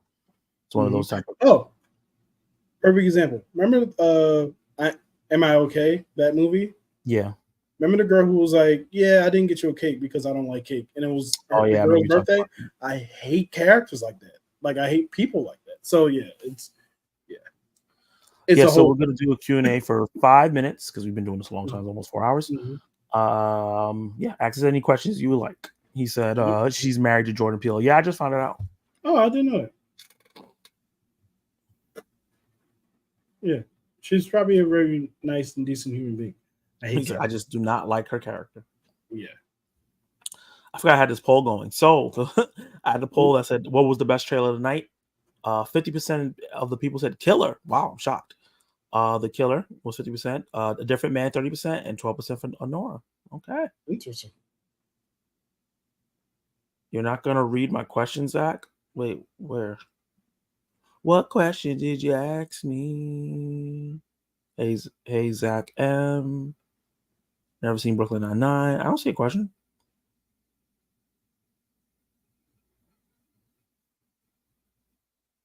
I didn't see a question. Yeah, exactly. How about digital codes? I haven't seen Echo yet. I read through all this stuff. Well, ask it again, sir, because I don't see it. In the community poll thing. Oh, yeah, no. Like I said in the beginning, I'm not going to you saw how long we just spent on that one question. Right. I said I'm not going to do every single question that I get on H1. I'm going to do like 1 or 2 at a time. For a question like this is 1 because this is a long answer, it's detailed and stuff like that. But other stuff that I think maybe was too short to do a whole segment on, I'll do 2 questions. Oh, this is a good question. I was going to, but I was really tired yesterday. I planned on reviewing Beverly Hills Cop 4 and Divorce in the Black. I actually liked Divorce in the Black. Interestingly enough, because I was not expecting to like it at all. Well, yeah, it's something I'll have to do at some point, but it always feels like there's just a ton of stuff that I have to do. So stuff just gets put on. Like I'm going to be doing, I still have to finish TJ's Movie Tubers video. I got the stream tomorrow. I got Twisters on Thursday or Friday whenever I decide to review that. I got the Unseen Movie Marathon where people voted saying that they wanted an episode this month. I actually have to deliver on that. So I'll be doing that not on network like they voted for, but on Logan's Run. I'll be doing it on Logan's Run because I started watching it. I was like, this is phenomenal. And it was for the first hour. And then for the second hour, it was like, this just got really slow. But I a lot more than I did network, and I'm glad I did that. Yeah, so there's just like a lot, man. And to add on 2 more movie reviews on top of that, even though my movie reviews are taking a lot shorter than they used to, it just feels like a lot. And plus work. Yeah. Yeah. So, okay. So, I know it'll probably do really well for my channel because it's a black movie and the blacks will find it, which I would love. The blacks. And crazy. And my people will find me, which I would love. The blacks is nuts. Yeah. Oh man, I just mess with you. He said, Zach, on your next Zach Attack live stream, could I join? So I'll announce this now. First of all, sir, you're going to be on my live stream this Saturday. Let's plug that right now. This Saturday at 7:30 p.m., I'm going to be doing a Movies That Made You live stream with Collective Movie Man. Actually, Awesome. going to set that up tomorrow and set up all the what's still called graphics. So tune in this Saturday for a live stream. I'm super excited to do that with Collective Movie Man. So I'm going to announce this now. I'm going to try to have for one live stream a month a guest on at least, unless it's like some, I feel like I want to bring somebody on. So right now, Kenny is the guest that I'm having on for this month. And Kenny is the type of guy that like, he just comes on like, cause we have automatic great chemistry and I like streaming with him. But I will try to invite you guys on like once a month, just have a guest on. So next month I'll try to have you on, man. But you will be on the channel this month because you're gonna have a channel episode all dedicated just to you. So that's gonna be fun. So Kenny, Q&A is done. Shout out what you have coming up next, and then we'll get the hell up out of here. So what I have coming up next? Hey, how you doing? What I have coming up next is Meeting Movie Tubers with TJ Billups, who's an awesome movie tuber. I also have Twister's review coming up this week. And also, I'll be finishing watching Logan's Run. I'm going to be doing the NC Movie Marathon, and also going to be putting out the poll for the 1977 movie for the NC Movie Marathon, which includes movies like Yep, and It Does. I forgot all just that quick. So I can look it up while Zach ends the stream. But yeah, this is. So I got another Meet the Movie Tubers. I got another Unseen Movie Marathon coming up very quick. After that, probably shouldn't say very quick, but yeah, that's everything I got. Yeah, for my channel, congratulations to me. I have finally watched Lord of the Rings: Return of the King. No more jokes. No more bugging me about it. Yep. Watched it. I already have meme jokes that I want to have inside of it. One that's going to be very surprising for you guys. And I'm developing the script in my head. I have not written it out yet. It's probably going to be a long video, as expected. And yeah, T, you can't talk crap about me when I'm not there anymore. I have watched it. I am going to do a review for it. I'm hoping to get that out by next Thursday. And then start doing my throwback reviews regularly every Thursday. Like I said, but I'm not gonna promise it next because I'm trying to figure out how I want to attack the movie. And I don't want it to. I want to make sure that is right. You guys have been waiting for like 5 months for this. You know what I mean? It's a lot of buildup and stuff. It's not gonna match the hype, obviously. But I want to give you guys a quality review and break the movie down. I'm excited to talk about it. I already got the thumbnail. Kenny Sparks has seen it. Yeah, it's great. Great thumbnail. Great thumbnail. And I'm really, really excited to review this movie, get it off my back, and and then rank it. I'm going to be ranking. I'm no longer watching the Hobbit films. That's done. I'm cutting this shit out. Just letting you know that was a bad idea in the first place. I'm gonna rank all three of those probably on a Zack Attack News Live. I'll just rank all three Lord of the Rings movies, tell you why, where is where for you guys together. Awesome. Yeah. So and then obviously next coming up is Twisters. I have a Twisters review coming soon. There's no other movie really coming out. Honestly, I forgot to put that in the what's next.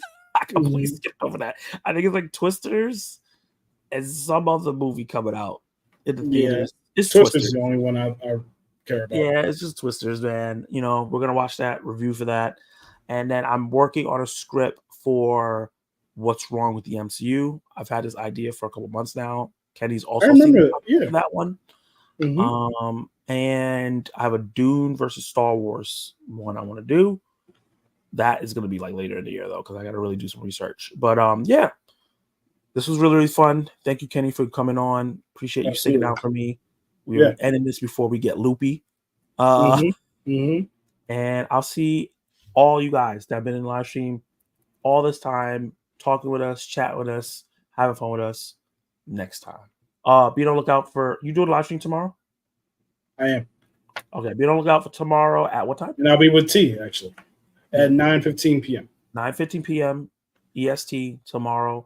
Kenny Sparks live stream where he breaks down the biggest movie news and everything else in between. Make sure you subscribe. His link is in the description. You have no excuse. And be there for his live stream. Peace out, guys. Peace.